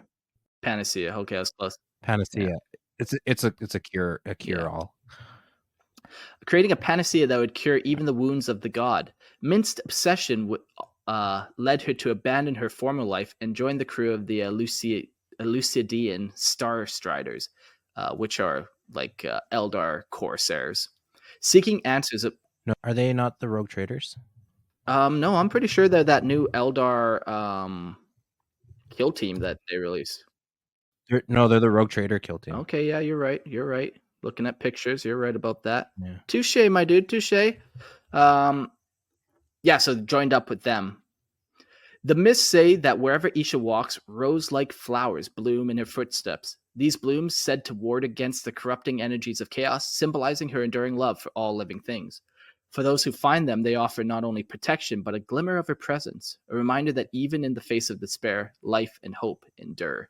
This would be a cool quest for some Eldar corsairs or craft worlders to go on to recover one of these roses, Yeah, man, I love Eldar mythology because there's so much you can pull from it to like inform your warband or your personal lore. Yeah. Kalamensha Kane. Kalamensha Kane, known as Kane the Bloody-Handed among the Eldari, is a god whose very name echoes with the wrath of war, Right. the fury of destruction, and the endless thirst for bloodshed. He is one of the last surviving gods of the Eldari, standing as a force of unrelenting violence and vengeance in the wake of the fall. In the time before the Eldari's tragic decline, Kane was second only to his brother, Azurian, the Phoenix King, in power. The god of war and murder was forever locked in a bitter rivalry with Vol, the god of smiths and crafting, a conflict that would shape much of Eldari history. Kane's recklessness and bloodlust knew no bounds, and it was his infamous act of slaying Eldinesh, the first and greatest of the mortal Eldari, that sealed his fate. Azurian, horrified by the god's violent act, cursed Kane. From that moment on, his hands were forever stained with the blood of Eldinesh, a reminder of all of Kane's dark deeds, earning him the title Bloody-Handed. But Kane's violence is not confined to myth. The avatar of Kane, the living embodiment of his wrath, awakens in the heart of battle, a harbinger of destruction for the craft world Eldari. Towering 3 times the height of a man, this fiery juggernaut is encased in molten armor, its every movement a terrifying display of power and rage. In one hand, it wields a flaming blade inscribed with ancient runes of death, while the other bleeds eternally, dripping the lifeblood of the gods' insatiable hunger for war. Its eyes burn like pits of unrelenting fury, and to look upon them is to feel an overwhelming terror, a fear that consumes the soul and fills the heart with despair. The avatar of Kane strides across the battlefield, leaving behind a trail of flames, its very presence a herald of death, a walking embodiment of destruction itself. Just a note on his blade. His blade can take different forms. Like, it can be a sword, it can be an axe, a spear. Yeah, at least in model form. Who knows what other forms it can take as well. Yeah. Like I would imagine, since it's like a fragment of him, each like little part just like has its own little thing that it really likes to use. Yeah, and I imagine it could even morph. Like, the way I was pictured it could change its form in his hand. Okay. Like, whatever he needs at the time. If he's going to chuck a spear, like, his sword will just morph into a spear, and that's just like my personal vision of it. Yeah. Okay. And again, ties to mythology, that rivalry between the god of war and the smith god. And then also the god of war, like we mentioned, Azurian represents like a more noble kind of warfare, whereas Kane is more of this like wrath and vengeance and like very emotional fury. Ares, again, that god of fury and wrath. Athena, more strategic warfare. Jacob in the chat says, thoughts on the connection of Isha and Leman Russ. Russ mentioned seeking the tree of life in the warp to heal the emperor, which could be Isha in Nurgle's garden. Yeah. I think, yes, I do. I think that's totally the case. I just don't think Russ realizes what his pursuit is. Because if he knew he was chasing a Xenos god, he would try to kill it. Absolutely. Yeah. Which is cool, though. Only Reboot Gilliman consorts with Xenos. Man. Okay, can we be clear about that meme too? Because that pisses me off. It's like everywhere, all people think about. Well, as we talked about, consort doesn't necessarily mean sexual, Christian. You just got a dirty mind. You're right. I've been on Reddit too long. Yeah, exactly. But yeah, they are not sexual partners. And man, there's a bunch of fucking, what do we call them? We call them goomers out there. They're just so coomers. Yeah, there's too many people that just watch porn too much, and their brain, it just has turned to mush, and then they put sexual Xenos and Reboot Gilliman together, and you just scratch your head and you think, go outside and touch a woman, a real one. No, don't do that. You go to jail. It will be worth it. Trust me, it will be worth it. Change your life. But yeah, back to Isha and Leman Russ. I do think that is the case. He just doesn't realize what he's after, and it's great. Again, like, I like that cool, like, mythologized, like, the tree is actually a person. Like, these are symbols and representations for other things that are interchangeable. Yeah. Before we get back to the notes, he says, Jacob says this, I like the idea, but prefer Russ not knowing fully. It would help the possibility of him having to develop an Odin-like wisdom and trusting an enemy. Yeah. And first of all, never trust the Xenos. That's rule number 1 when it comes to Space Marines. And if you trust the Xenos, you've been doing it wrong. Back to the hypnomat for you to get reindoctrinated. Yeah. And that was the other comparison I was going to make, is exactly like, obviously the Nordic inspirations for Leman Russ ties into like Odin's quest for knowledge and the tree and everything. So it's all there. Yeah. Nathan says he's going to go touch female space marines. They do not Impossible exist. because they don't exist. So Straight and direct, Mark. I like it. All right. On the field of battle, the Avatar leads legions of Azuriani warriors and aspect warriors into the fray, smashing through the enemy lines with his immense strength. The sheer force of his strikes can cleave battle tanks in two, while its flaming aura turns flesh to ash and steers everything in its path. The Avatar is more than just a weapon of war. It is the living expression of Kane's endless rage, and the craftworld Eldari call upon it only in their darkest hours. But the Avatar's existence is not one of constant war. For most of its time, it lies dormant, a hollow shell of smoldering armor kept deep within the sacred chambers of the craftworld. Each craftworld possesses its own Avatar, a symbol of war's promise, yet trapped in timeless slumber until the day it is needed. The ritual that awakens the Avatar is a secretive and ancient tradition known only to the craftworld's exarchs. So then there you go. It eliminates the Exodites from even the knowledge of how to summon this. When war looms, the Azuriani choose a bold warrior known as the Young King to undergo a sacrificial rite that binds their soul to Kane's essence. In the dark depths of the craftworld, the Young King's mind and body are consumed by Kane, merging their spirit with the god of war's fiery soul, filling the Avatar with the rage and power to rise and lead the armies of the Azuriani into battle. One question I have is, if the Avatar is destroyed, is it permanently destroyed for that craftworld? No, they can make a new one for sure. Because I remember Fulgrim kills one.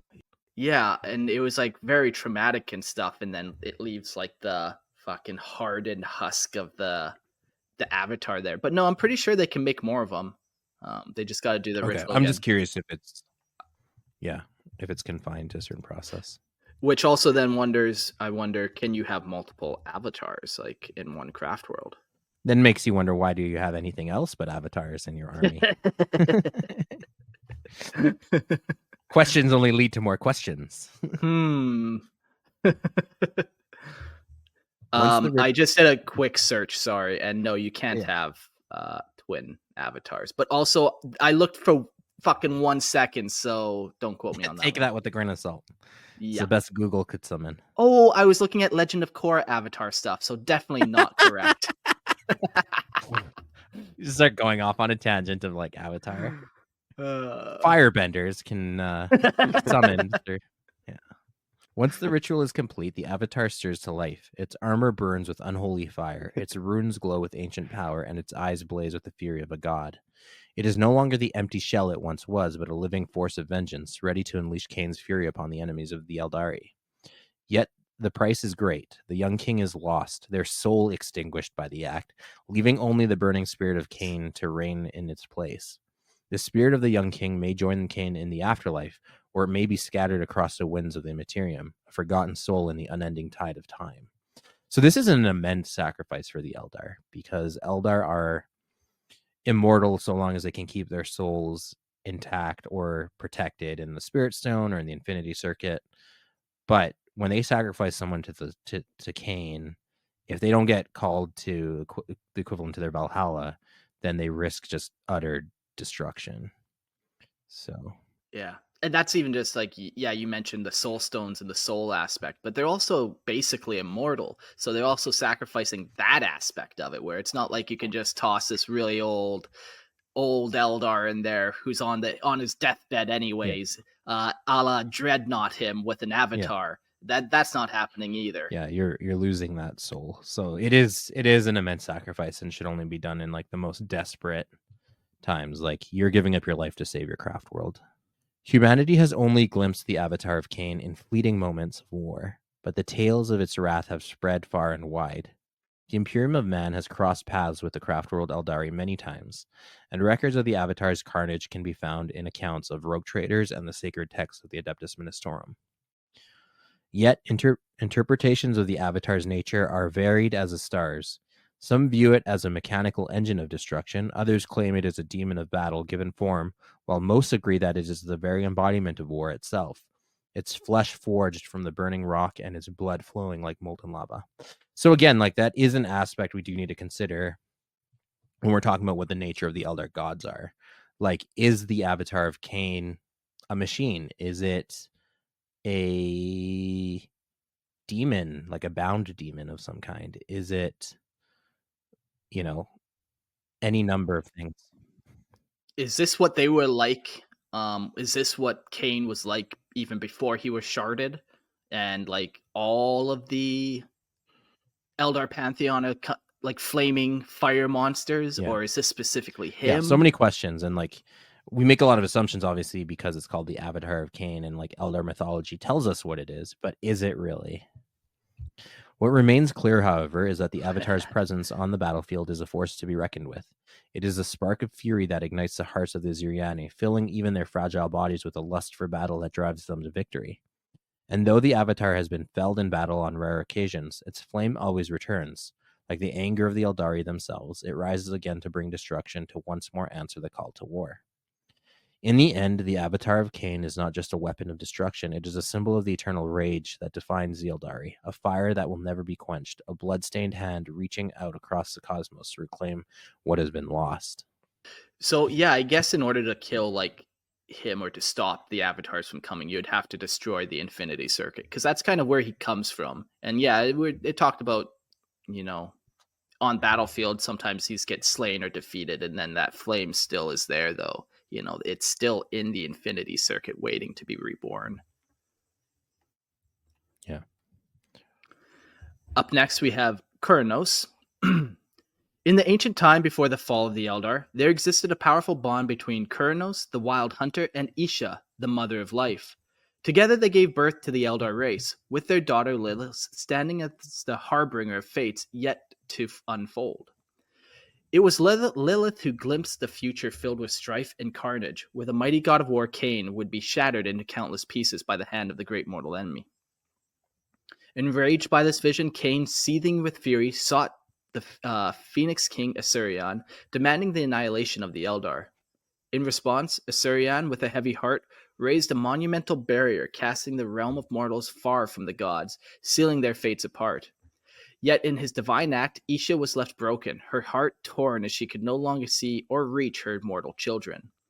Grief-stricken, she and Kurnous turned to Vol, the masters of the smith, pleading for the means to bridge the vast chasm. In this forge, Vol crafted the tears of Isha from the first spirit stones, gemmed and imbued with the essence of their sorrow, through which they could whisper their own progeny. Yeah, I'm kind of even thinking too, it's talking about Asurion separating them from the mortal children.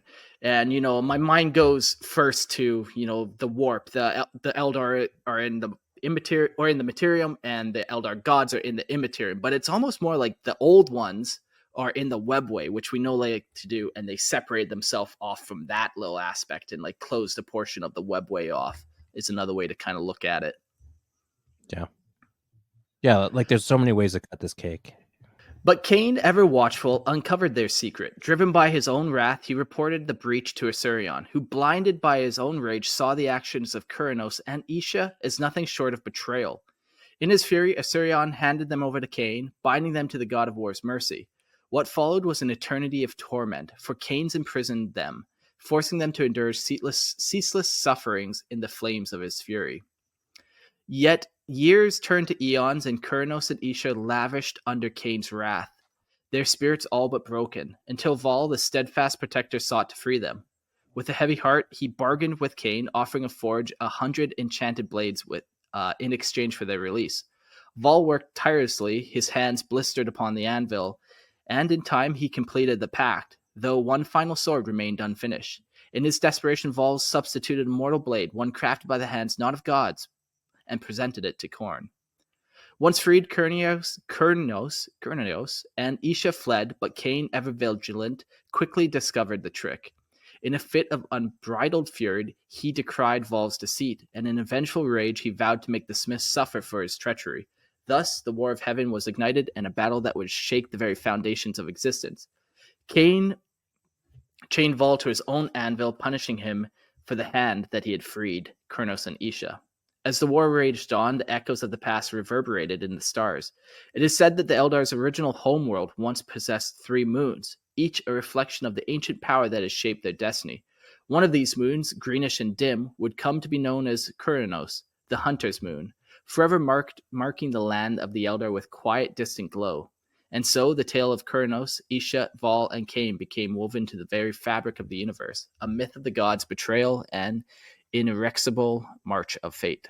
These are like, it's like so mythological. Like, I wonder, do you think in the 40K universe, are these stories real, or are they, I know we've kind of covered this before, but like, is it made up, or is it like they just don't remember it properly? Like, these were just maybe highly advanced precursors to themselves. The answer is yes. Yeah, I always lean towards that the Eldar pantheon were old ones. Yeah. And there might have been one of the Eldar pantheon who might have been an Eldar themselves. But I think most of them, were old one members. Like, that would be the best explanation. Yeah, for sure. Jacob in the chat says, there, we settled it. Then they weren't old ones or great Eldar or anything. The Eldar gods were moons. We didn't even see it. It was right in front of us the whole time. They were moons the whole time. Oh man, that really makes the moon Isha and the moon Kurnous bumped into each other and made little asteroid babies. How does it work? I have to go back into my old ones lore, I guess, because I don't exactly remember how they like them, just more of the mechanics, because like the way 40K explains basically magic is the warp, right? Like that's how you get it without it calling it magic.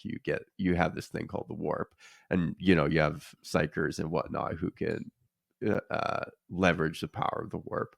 So like, but with this, there's like no talk of that, but the abilities of these gods seems like pretty magical or pretty fantastical without any explanation of technology that isn't like very primitive. It's like we're talking about swords here.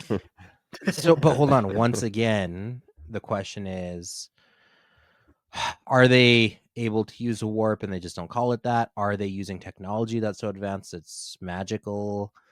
Even you talking about swords, like we know they call one of the swords of Val was actually like a giant spaceship battle station. Oh, okay, yeah. So like again, are they figurative swords, right? Like sure, yeah, fair enough. Yeah. All right.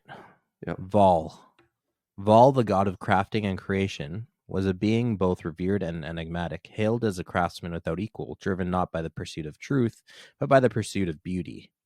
In the wake of the banishment of the Eldar from the heavenly realms by the Phoenix King, Kurnous and Isha, the grieving parents, found themselves torn from their children, separated by the great divide of the mortal and divine. In this sorrow, they turned to their uncle Val, his aid to restore the lost connection between the gods and their offspring. I think for the sake of time, we're gonna skip past Val. We've heard his story now from like 4 different angles, essentially. Yeah. Maybe if you want to read the last 2 paragraphs of this kind of section, just so we don't have to read all that again. 11. Yeah. Amidst the chaos, just to that point, like, a lot of what we're saying is repetitive because we're like telling the same story from like different people's perspectives. But you don't need to hear the same thing over and over again. Amidst the chaos, or what are we hiding is the other question. Maybe we don't want you to know the full truth. This is how myths happen. We don't need to tell that one again. I think this is what happened there. Amidst the chaos of the celestial conflict, Val's legacy lived on. The talismans of Val, powerful weapons crafted by the Eldar, were created to one day destroy the Catan should they ever return. But the emergence of Slaanesh spelled the end for most of the Eldar gods, consumed and absorbed by the new chaos entity. Cain and Cegorach alone survived the cataclysm, standing as the last remnants of the shattered pantheon. Yet even in the wake of destruction, Val's influence remained. The wraithsmiths of craft world Kaelor, true to their craft, continued to venerate Val as their most powerful patron, with monuments erected in his honor by Gwir the Radiant, ensuring that the legacy of the Smith god would endure even in the darkest of times. That's cool. So they still honor, they still honor and celebrate the gods even though they're dead. Yeah. Yeah, those talismans are cool. Just more kind of relics that you can go out and find. The next one we have is Cegorach. In the shadowed recesses of time, amidst the cosmic upheaval that reshaped the Eldari, there remained a single god untouched by the cataclysm, the Laughing God. Known by many names, Cegorach, the Great Harlequin, the Great Fool, and the First Fool, he was a trickster of the Eldari pantheon, the weaver of jest and master of illusions. In an age of grandeur and decadence, he danced on the edge of Eldari psyche, neither fully of them, nor entirely apart. When the dark birth of Slaanesh consumed the divine, casting the Eldari gods into the abyss of her unholy grasp, Cegorach alone remained, his survival whispered in the echoes of legend. Some speak of his mocking nature, a force so distant from the insatiable hunger that birthed the Chaos Gods that shielded him from the psychic corruption of the Eldari Empire. Others tell of a more fateful tale, that when the gods fell to Slaanesh's devastating embrace, Cegorach fled the battlefield, seeking refuge in the chaotic maelstrom. It was only when Cain, enraged and defiant, rose to confront the newborn god that Cegorach hid behind the blood-soaked form of his brother, his wit and guile keeping him safe amidst the raging storm of war. And Cain and Slaanesh battled to death. It is said that Cegorach took his leave, fleeing into the ancient webway, a labyrinth of tunnels and passageways that transcends time and space. There Cegorach remains, a lone being who knows the path of every door and corridor, the hidden veins of the universe that no other mortal or god can follow. The webway. Once a creation of the Eldari, now serves as the Laughing God's domain, a place where he can shape and twist fate from the shadows, unbound by the grasp of Slaanesh's dominion. It is within the depths of the webway that Cegorach presides as the patron of the Harlequins, an enigmatic and mysterious order whose every step is guided by his influence. Unlike their craftworld kin who guard their souls with spirit stones to protect them from the devouring hunger of Slaanesh, the Harlequins walk a different path. Their souls are bound directly to the Laughing God, their faith in his power in resonance with the eternal spirit protecting them from the ravages of the warp. Upon their death, they merged with the very essence of Cegorach, becoming one with its divine emanciation. Their spirits woven into the eternal dance. Yet there is one exception to this sacred protection: the solitaires. These rare and solitary figures, often seen as embodiments of Cegorach's whimsy and might, are the only Harlequins whose souls are not automatically claimed by their god. In death, their souls must be won from the grasp of Slaanesh, a sacred and perilous trial that only the Laughing God himself can undertake. The fate of the solitaires, caught between realms of light and shadow, is an elusive and mysterious as Cegorach's very nature. Thus, the Laughing God endures, a trickster and patron, dancing through time and space, his name whispered on the lips of those who dare walk the edges of fate. As the cosmic struggle between the gods continue, Cegorach remains hidden, elusive, a silent orchestrator of destiny, waiting for the next turn in the eternal game. Yeah, very interesting. So this is like, once again, now we flick these gods back into them being warp deities, where this god is able to absorb the souls of the dead and protect them. Now, whether, we go back to, is he holding them in some type of spirit stone and keeping them safe? Is he actually absorbing them into himself? That's all up for debate. Hard to say, but there is that form of protection there. It's also kind of neat with that whole solitaires, how he has to go and intentionally free them from the warp and free them from Slaanesh's grip. Little personal quest there for him. Yeah, and I do like the whole thing with how the oh my gosh, I keep wanting to say solitaire now that you said it. What's a whole group called? Harlequins. The Harlequins, yeah. How the Harlequins do their dances that tell of the legends and myths to the Eldarcraft worlds. Like, I think that's really cool form of storytelling and how they keep their legends alive. And again, it goes back to that interpretive nature, right? Now, if you're getting your stories not even verbally, you're getting it through a dance that represents them. And you kind of have to know what these moves and like different parts of their culture mean. Right? Yeah. They're not telling you the story, they're embodying the story, and you have to kind of like, you have to have some kind of cultural context to make sense of it. Yeah. Before we get to the next god, Moriheg, Nathan asks, what happened to those 100 swords? A lot of them are still out there, and I think we do talk a little bit more about them at the end of this episode. So I think we talk about them when we get to Ynnead. So just be patient on that question, and we'll get an answer for you. There's always an answer, and if not in this episode, I'm sure in one episode to follow. Soon, TM. Right. Moriheg, the crone goddess, stands as the third and final deity in a trinity of female Eldar goddesses. Her form withered and ancient, a vessel of mysteries long forgotten. Within the depths of her skin, she carries a rune pouch that contains the fates of mortals, bound by the threads of destiny itself. She's a figure of both revered and feared, the keeper of the unknown, whose power flows in whispers and omens. All right, I'm just going to get this out of the way. Obviously, based off of the Celtic goddess, the Morrigan, and they also have like a Trinitarian female goddess situation going on too, which is obviously drawn into this. And then also, like the three fates from Greek mythology. And the Morrigan's is like goddess of like death, like fate, and one other thing I can't remember. But a lot of it rhymes, like it's very obviously taken. Yeah. In the Shadow Tales of old, it is said that Moriheg was once the consort of Celis Verilathian, the death god yet to be, and from their union came the Banshees, her daughters of mourning and wailing. Also, Banshees actually come from Celtic mythology too.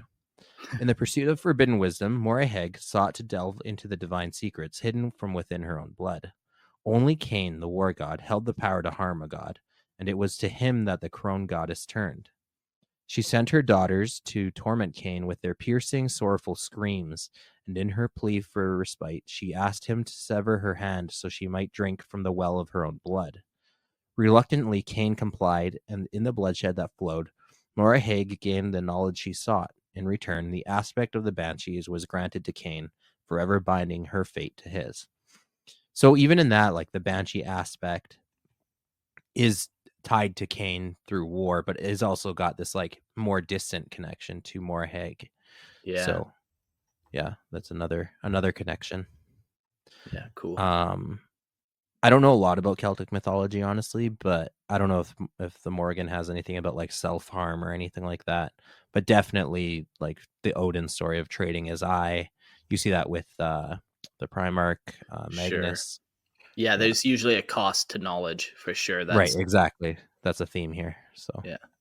As the war in heaven began, Azurian, the Phoenix King, sought to peer into the future through the crone's eyes, asking her for the fate of the gods. But Moriheg, ever enigmatic, could find no answer.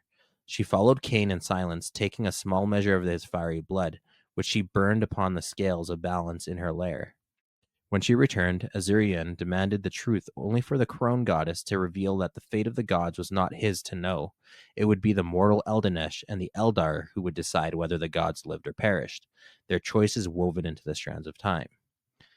And once again, we have like a king god trying to learn the future about like the gods and like the end times, like Ragnarok type situation. This is interesting too in 40k context because the gods, so again, like Azurian is told that his children are going to kill him, the Eldar, and his vision comes true. Like he's trying to stop this from happening. And the Eldar do kill him, but in a roundabout way by birthing Slaanesh. So, like, yeah, again, that's a cool thing about mythology. Like, these things are true, but in a roundabout way. So, like, what other things are true, but not exactly like explicit, or things that are gonna be true just hasn't happened and that's yet. a huge piece as well. Yeah. After the Yeah. fall of the Eldar, the remnants of their original homeworlds became known as the Crone Worlds, a haunting testament to the power and influence of Moraheg. The name itself was a reverence to the crone goddess, the bearer of fate. Even these dark days, the inhabitants of Craftworld Yggdrasil remained devoted followers of Moraheg, obviously Yggdrasil, their hearts bound to their mysterious and fateful ways. And you have a craft world that's like dedicating itself to a god, or goddess in this case. Yeah.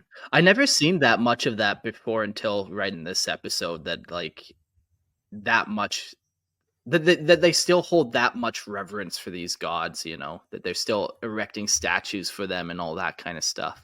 I always imagined it would be there, but yeah, I also haven't really dug deep into their mythology either. So it's cool. I'm glad that they do it, because then again, it opens up so much more storytelling if you want like your craft world. Yeah. Like different craft worlds have different favorites for sure.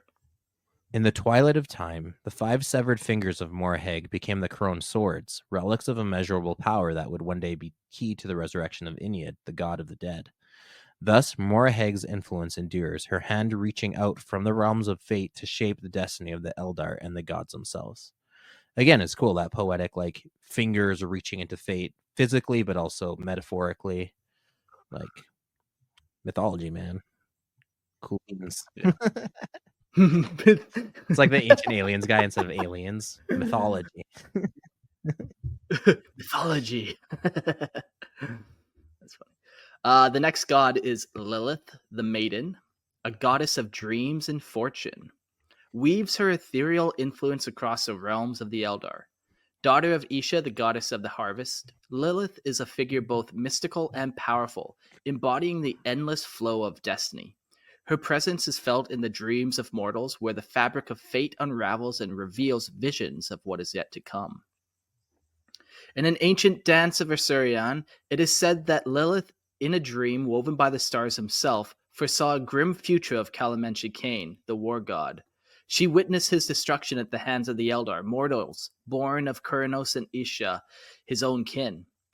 Her vision was a chilling one, foretelling that the god of war would be torn asunder. I feel like we've heard this again for a couple times, so I'll jump down to the last little bit of this. In the days before the fall, the Eldar homeworlds were graced by the 3 moons, one of which bore the name Lilith, the Maiden Moon, a celestial beacon of her power and influence. During the height of the Eldar Empire, many uninhabitable worlds were transformed into paradise worlds, planets of such lush beauty, sanctuaries for the Eldar race. When the fall shattered the heavens and brought ruin to the Eldar, those worlds that survived the cataclysm were forever marked by the touch of Lilith. These worlds, now known as the Liliathan, or the Maiden Worlds, stand as a testament to her grace and foresight, a reminder of the goddess who once held up the strands of destiny in her hands. That's cool. She's seen a fate, seen what was going to happen, but still tried to like avert it as best as she could. But man, even if you know the outcome, and this is like a constant thing with the Eldar, you know, in their Farseers, they look into the future and see what's going to happen, and then they battle against it. But ultimately, you can battle it, and you might be able to change small little portions of it, but that main strand of fate is going to happen every time. And you see that like fate and destiny, and like they're very strong themes, both for the Eldar, who are able to see the future, and again in mythology, right? Like I do kind of like Lilith's even just knowing that, I guess, cataclysm is coming and still creating these garden worlds, if you will, you know, that are a testament of time, which you don't see much of that kind of thinking in the grim dark universe. So yeah.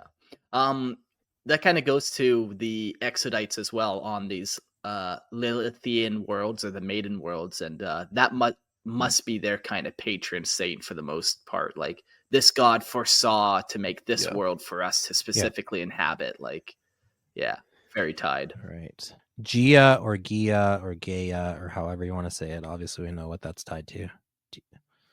Gia is the name of the female Eldar god that existed within the pantheon of the Eldar race.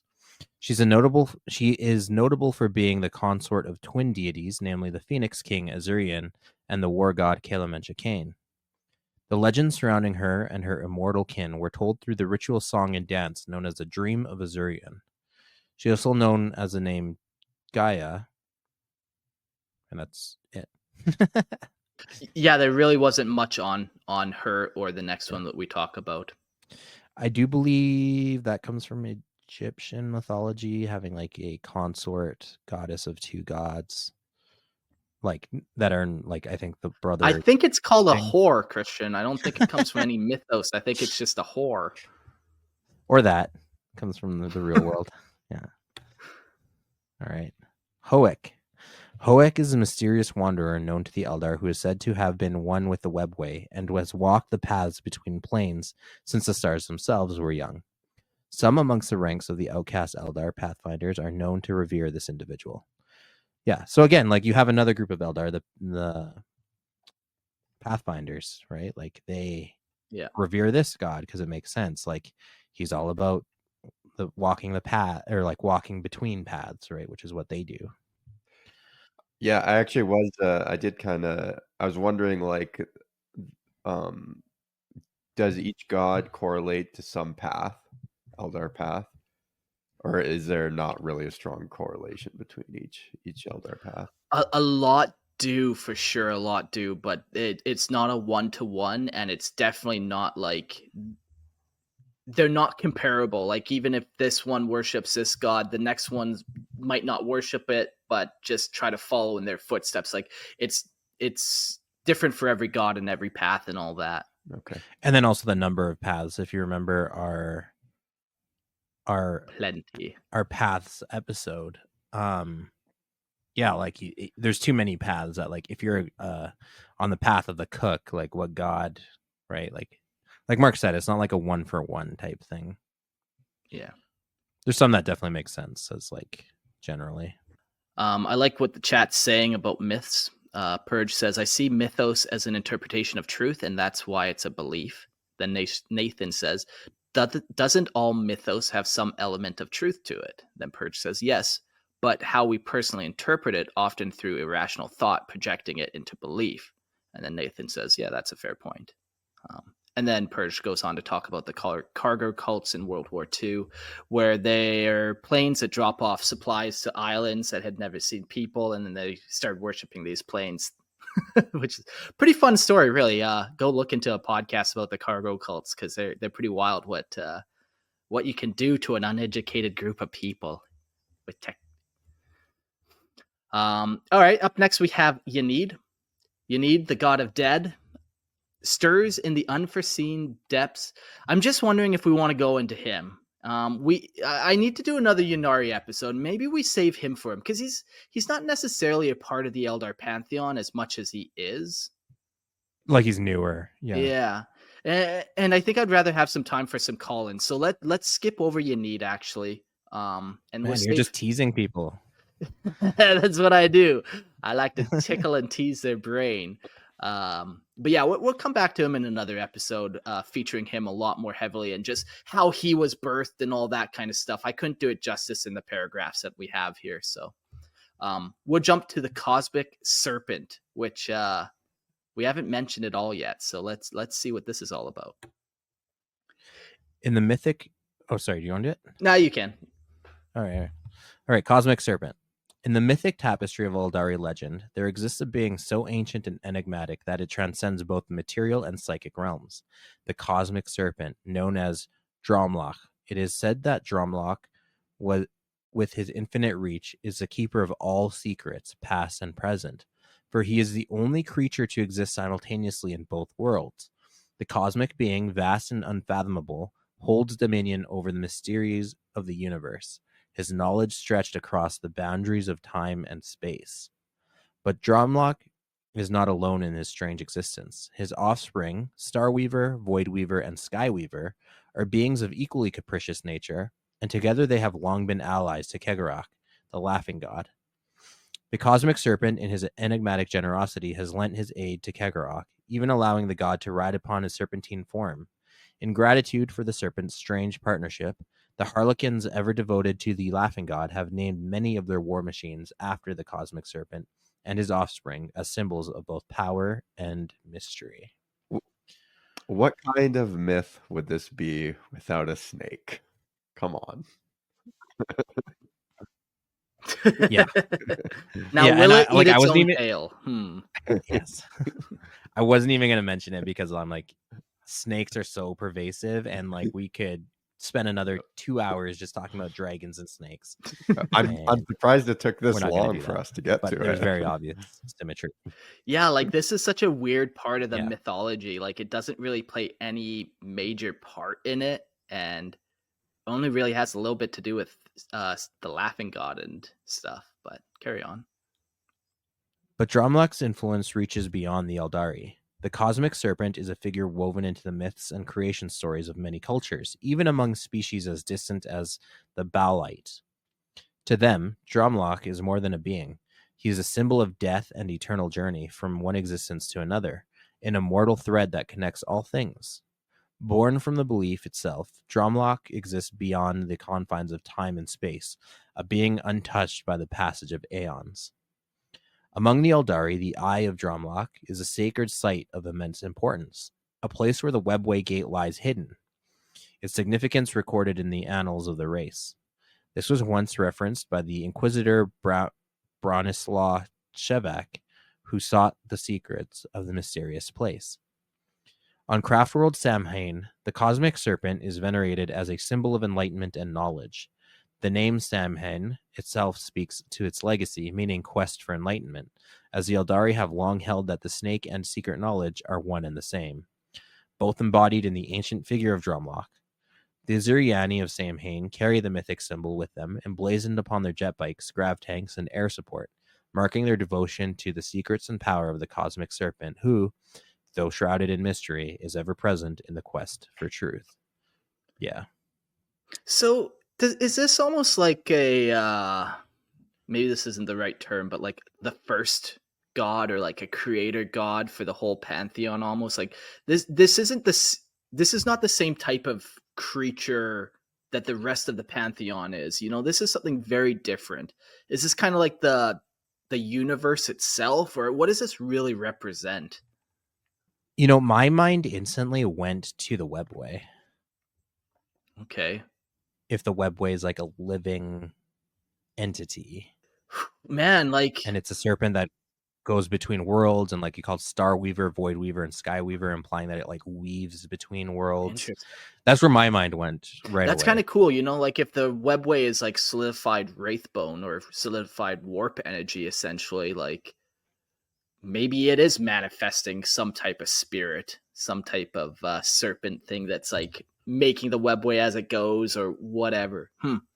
Yeah. Like I said, I could be totally off base, but that's right away what I was thinking. And again, like, are these living entities, or is it just ascribing living entity features to a thing? Right? Yeah. Like this creature keeps secrets. It's talking about all the secret pathways within the Webway, right? Like, Yeah. Okay. is it literally keeping secrets, or is it describing the secrets of the Webway? Yeah. I don't know. I'm not an Eldar expert. I think I'm gonna look more into it like that, though, for sure. This is kind of like the god of the Webway itself, some type of manifestation happening because of the Webway. Yeah. Interesting kind of thought to trace out. Yeah, and it may not even be like a god itself, right? Like, Sure. there are like primordial entities in mythology. There are entities that existed before gods or other creatures, or is this like a real thing? And then you also got to, like, again, with serpent mythology, I'm not going to get into all the serpent mythology because, like I said, we'll be here for another hour. But wait, let me tell you about Yogramunder. Yogramunder. Now I lost my train of thought. Serpent myths. Oh yeah. Well, I mean, like in 40k too, you have another big serpent myth with the Void Dragon. Is there a connection there? Are we talking about a Void Dragon? Are we, right? Sure. Yeah. I don't know. I personally like the Webway theory. Yeah. That I just made myself. Cool. So that's the pantheon. The last little bit that we're going to talk about before we do some call-ins is the Rhana Rhana Dandra, or the End Times.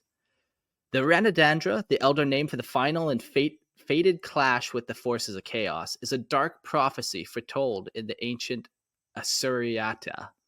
It speaks of a cataclysmic battle that will tear asunder both the materium and immaterium, a war so profound that it will herald the annihilation of the Eldar and the gods. This foretold struggle, shrouded in inevitability, will be the last of its kind, a conflict where existence itself is unmade. The Phoenix Lord Fugin, a figure of great destiny, is whispered to be the one who will gather his fellow Phoenix Lords for the ultimate confrontation. It is said that he will call upon them in the dying moments of the universe, standing as the last to fall in the flames of battle. Phoenix Lord Baharoth, too, will meet his end in the final reckoning, his own death marking the irreversible closure of the tale. We just got a new Phoenix Lord model Fugin. Are we in the end times? Dun dun dun dun dun dun dun dun dun. But even as the flames of prophecy flickered towards the inevitable conclusion, the Elder hold another, more cryptic story, a story that dwells in the heart of the Black Library. There, resting upon the obsidian plinth, lies a crystal tome, bound in the chains of light. For eons it has remained sealed, its secrets hidden from the world. But with the unfolding of fateful events, the chains have begun to fade, one by one, until, at the opening of the Great Rift, the tome finally opens its pages. I haven't read this part yet, ever. And within the new tale was revealed, one far different than the one predicted in the Asuriata. It is said to be the great work of Cegorach, the laughing god, whose own hand had shaped this final jest. The prophecy had been altered, reshaped in the most unexpected of ways. Rather than the Rhana Dandra, this new vision spoke of Cegorach's ultimate trickery, an act so devious that it would deceive Slaanesh, forcing the Chaos Gods to expel all her vast energies in an attempt to save the Eldar. An act that would undo a very destruction she had intended. How such a remarkable reversal could come to pass remains shrouded in mystery. Son of a bitch! He wrote it down, but not in a language I can read. But the possibility of a new fate shaped by the wiles of the Laughing God offers a glimmer of hope, a hint that destiny might yet be rewritten. Yeah, what is that all about? The Black Library is crazy. We got to do an episode on it for sure, and the things in it and all that. Man, like maybe the Laughing God wrote about Ynnead. Maybe he knew that was come to happen. And it's kind of, is that really the fate that you want, Ynnead? Where you die and now get absorbed by this god as opposed to other gods? Is that the ultimate fate for the Eldar? Yeah, maybe that's what he wrote about. The Laughing God is, I saved you, but not really. Yeah, that would be in line with something a trickster god might do. Yeah. Your salvation is also like your undoing at the same time. Yeah. Yeah. Cool. Wow, killer episode, everyone. I think we're going to jump to call-ins and discuss. Up first, we're going to get Purge to stage, then Lucius. But first, yeah, hey, Purge, welcome to the show. You never give me like any time to prepare. It's like, Purge, you're here. Okay. I've been told that if there's dead air on the radio, I get shot. So I've tried not to get any dead air. You can edit out the dead air. Oh, shit. You can edit these things? Yeah, who would have thought? Holy fuck. Why do I sound so stupid still then on every episode? Fuck. I mean, that's the editor's problem, not mine. Yeah. So, how'd you enjoy the Eldar Mythology? Have you read a lot of this stuff before, or where do you kind of land? I was new to it, but I'm a big fan of Mythos in the first. Yeah, you were throwing a lot of stuff out in the chat there, Yeah, Purge. yeah. Lots of good takes stuff. Yeah. Yeah, I've studied a lot of Mythos. When I was in boot camp, every Sunday they'd send me to a room and just teach me a new religion. So I studied quite a bit of religions. Yeah, like there's always something new you can learn, whether you put belief in it or not. There's still lessons, man, you can take from all of it. I like the trickster god the most when we were talking about the gods, but that's more of a culture than anything else. Sure. And I think in some culture you see the trickster god as a good god, but in a lot of Western culture he's depicted as the bad guy. I wonder why that is. I think that's probably has a lot to do with. Maybe it's just like we're all from like Western countries, and we kind of follow Western ideology, which is like usually Christian mythos, Judaism, and whatever. And the trickster god would be like Satan and the snake and stuff. So we kind of put like the snake tricked Eve into eating an apple, and you gain knowledge, but you also damned yourself essentially. So I wonder maybe if it's like that little bit that kind of bleeds into us, just kind of Yeah, and that's where, at our core. like I said, with my culture, it's a little different because we see it more as like we call it Volas, or what you would call Loki. Taught us what people call the dark arts because Thor or Perun would steal our cattle and women. So the only way we could defend ourselves was with the dark arts. Okay. But then that kind of goes more to what I was saying also, is we didn't see him as a god, we saw him as a Siddhi, or what people call elves. So when people start talking about ancient gods, and even with this, because you guys brought up how like one of the swords was actually a ship. Generally, when people talk about ancient gods, I just think they were either precursor races or precursor humans that knew a cataclysm was going to happen, went into some kind of vault with a bunch of ancient or like super tech. Cataclysm happens, they come out of this vault with this super tech, and now everyone thinks they're gods because, oh, he's shooting this laser gun, but to them it's like, oh, it's shooting this magical beam at me. Sure. Man, like for sure that could totally be a thing. You listen to some podcasts and they just talk about how humans go back fucking hundreds of thousands of years now, we can confirm. And like, yeah, man, how'd they build the pyramids? They have some weird grav tech that we just haven't discovered. We went down the petrol path instead of the grav crystal path. And yeah, everyone down the line thinks it's like, who the fuck knows, man? But I like that kind of thought for sure.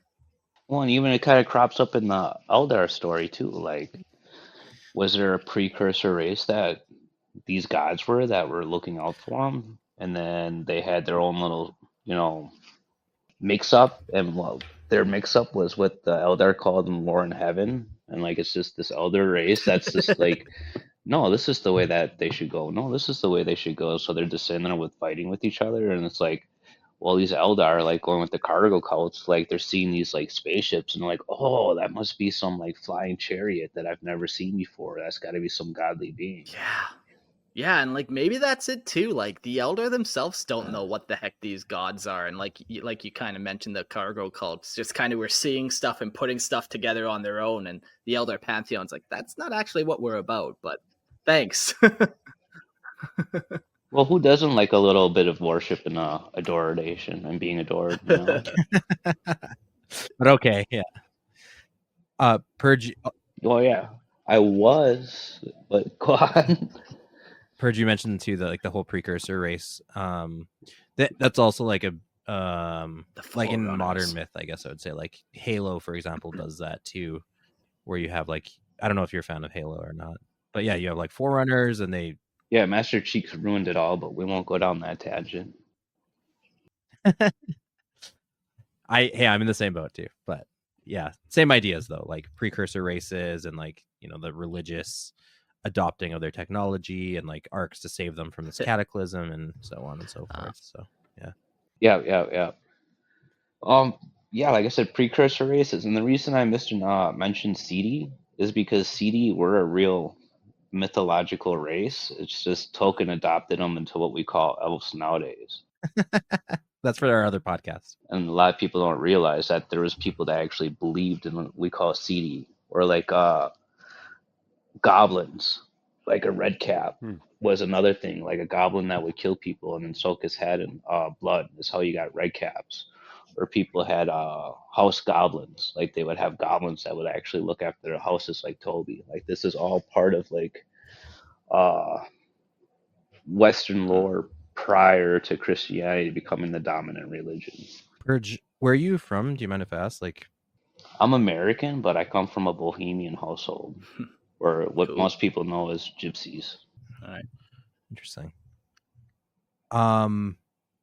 Something you said there too is interesting that is reflected in 40K is like a lot of Eldar mythology. Again, we said like smashes together a lot of like pagan religions, And then this like dominance of Christianity is reflected in 40K, where you have these like pre-existing religions across these like older ancient races, and then you have the Imperium showing up with, again, they're the equivalent of like the Catholic Church, right? The space Catholic Church coming in and like bulldozing those ancient religions. Like it's very reflective of that too in 40K. And just building up over them on top of it. Like we find a lot of pagan sites are buried under like Christian monasteries and stuff like that. Yeah, then they would do that on purpose to sort of cleanse the area, right? That you build like a holy. Yeah. Yeah, this is where you worship now. Yeah, Or even looking at certain Christian holidays that are based off pagan festivities. that's a whole rabbit trail I don't want to go down right now, because I know there's a whole back and forth. I will debate people. Christmas is not a pagan holiday. That is a myth, but I won't get into that. Back on the Eldar Pantheon, Purge. Any other thoughts before we get to the next guest? I just kind of think it's cool that how Warhammer 40K just takes from all these different settings. So there's something for everybody, and it just brings it all together. Like be it the mythos when it comes to the Eldar, or you got your space dwarves, or you got Conrad crews. Oh, that's it. Boot this guy. He had his chance. He came and he said the unspeakable word, and now we don't get a Conrad Cruz episode for at least another 50. So well done, Purge. Well done. Reset the clock. Lucius, are you ready? Give me a little nod if you're ready. Okay. Welcome to the show, Lucius. Howdy. Lorehammer Listener Lore podcast. One of my New Year's resolutions was to do a couple more episodes of that. So I'm trying to do Tuesdays and Thursdays. Come join me at Lorehammer Listener Lore podcast. I read your homebrew lore. Sometimes people read their homebrew lore to me, and I say, hey, that was pretty neat. I like the way you described that. You guys also do Star Lores? Yeah. If you like me and Jordan and our incredibly bad takes on things, come listen to us talk about Star Wars. Yeah, Star Lores podcast. Nice. All right, let's try to get Fallen back in here one more time. Hey, welcome to You Work Now. Can you hear me? Oh yeah, we're live. Okay. Yeah, we got it. How are we, welcome. boys? So let's start off with, have you heard of the Eldar kind of mythos before? Or was this kind of your first introduction to it? A little bit. I mean, a little came through when I was reading the heresy books Sure. and stuff, but not a whole lot. But I think the Laughing God's my favorite. But I'm liking Kurnous at the moment. Cool. What do you like about him? Just the whole thing in general. It's a little more fleshed out than a lot, and like more. Sure. How do I explain it? Just I don't know. It just hits me. It's a nice little love story. Exactly. Forbidden love, and there's like consequences to it and sacrifice to it. There's pain and suffering, and in the end, there's not even redemption because it's 40K. Yeah. Just gets eaten by Slaanesh. 40K Romeo and Make it Juliet. worse than everybody dies. Yeah. But isn't that the best part? Yeah, definitely pretty cool, Kurnous, and being like the actual father of the Eldar race and stuff, which, yeah. Yeah, that bit I didn't know. Yeah, we can chalk it up to a love baby between Kurnous and Isha. We don't know how they did it, but they did it. A lot of alcohol.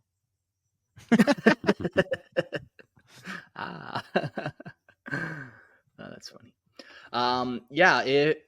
Where do you kind of land on the mythologicalness of all this? Do you think they're Eldar gods, like actual warp entities? Do you think they're more Old One related? Where do you kind of land in this whole thing? I think they're part of both, sort of thing, you know? Like, Eldar are a really old race that had ties with the Old Ones, and the warp has always been there, and sort of thing. So it has to, like, have sort of both. Yeah, like, for all we know, like, Asurion, Kurnous, and Isha, they were Old Ones. Like, that, they reek of Old Ones to me, you know, seeding, creating. But then the Laughing God doesn't necessarily seem like an Old One. That one seems more like a warp entity, for sure. Well, I mean, the Eldar created Slaanesh basically by themselves. So technically, does that make Slanesh an Eldar god? You know what I mean? Blasphemer. Yeah. I'll take it. Yeah. I'll take it too. That's a hot take. Okay. Well, I'll write a new portion of script for that. The newest Slanesh, member the of Eldar goddess. Yeah. the. Fallen, how do you pronounce the trickster god's name? I want to get everyone's take on this. I don't know how to pronounce it. Oh God, hang on. Just say it. Like, just say it. Say it. I don't even want- I know should how it's spelled. I I'll wish I got drop it in Purge the to say chat it too, because I Here want for you. to get. Oh God, that's gonna be horrible in Australian.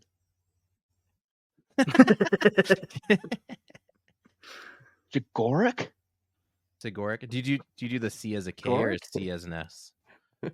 Cegorach? Cegorach? Cegorach, yeah. Cegorach? Like heavy Cegorach? C. I mean, Cegorach. I'm seeing it as geocache, so but that's just my I've dyslexia. already said it's Cegorach. but Yeah. that's just Maybe I me. need lessons with Trevor. Yeah. Oh man. Trevor's School for the Uneducated. Come join. It's a new Patreon tier. God. Well, I've been paying for a long time, so yeah, I'll probably jump on that. Probably. Cool. Any other thoughts, or we're gonna try Lucius one more time, Fallen? One more kind of. Yeah, one more. Yeah, okay. Shut. Conrad. Get out of here. Get out of here, you filthy heathen.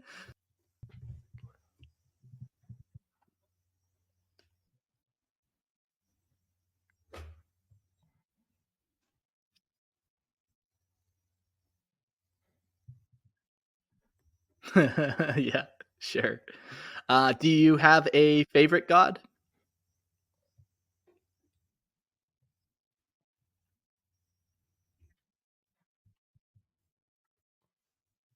Okay.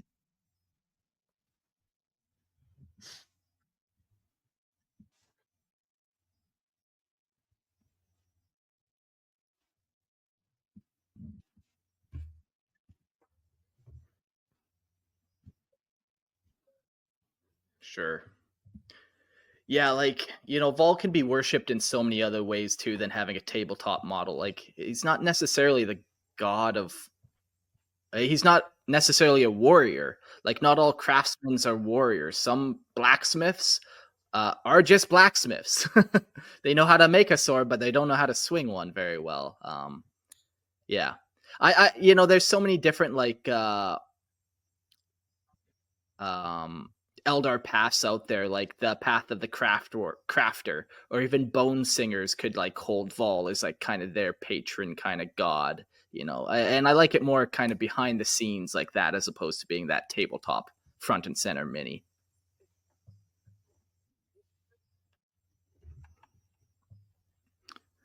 Yeah. Yeah, any other thoughts on this episode, or?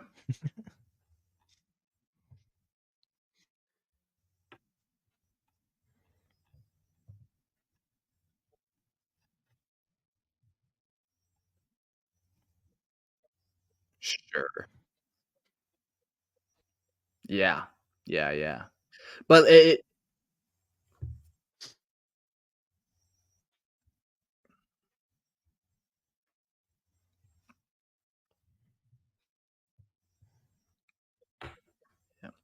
just, for me, man, every time I go to write a new episode, I'm just like, holy fuck. Even being in the hobby for 20 years, like, I haven't read so much stuff, man. I always learn something new. In 40K, there's always another little rock you can look under and learn something completely crazy. So, useless, but still fun to learn about. No, I just wanted to thank our new patrons who I don't think we thanked yet, Justin and James. Clap, clap, clap, clap. That's all I wanted to say. Cool. Well, that's that. How do you end a show like this? You say Conrad Kurz and call it a night.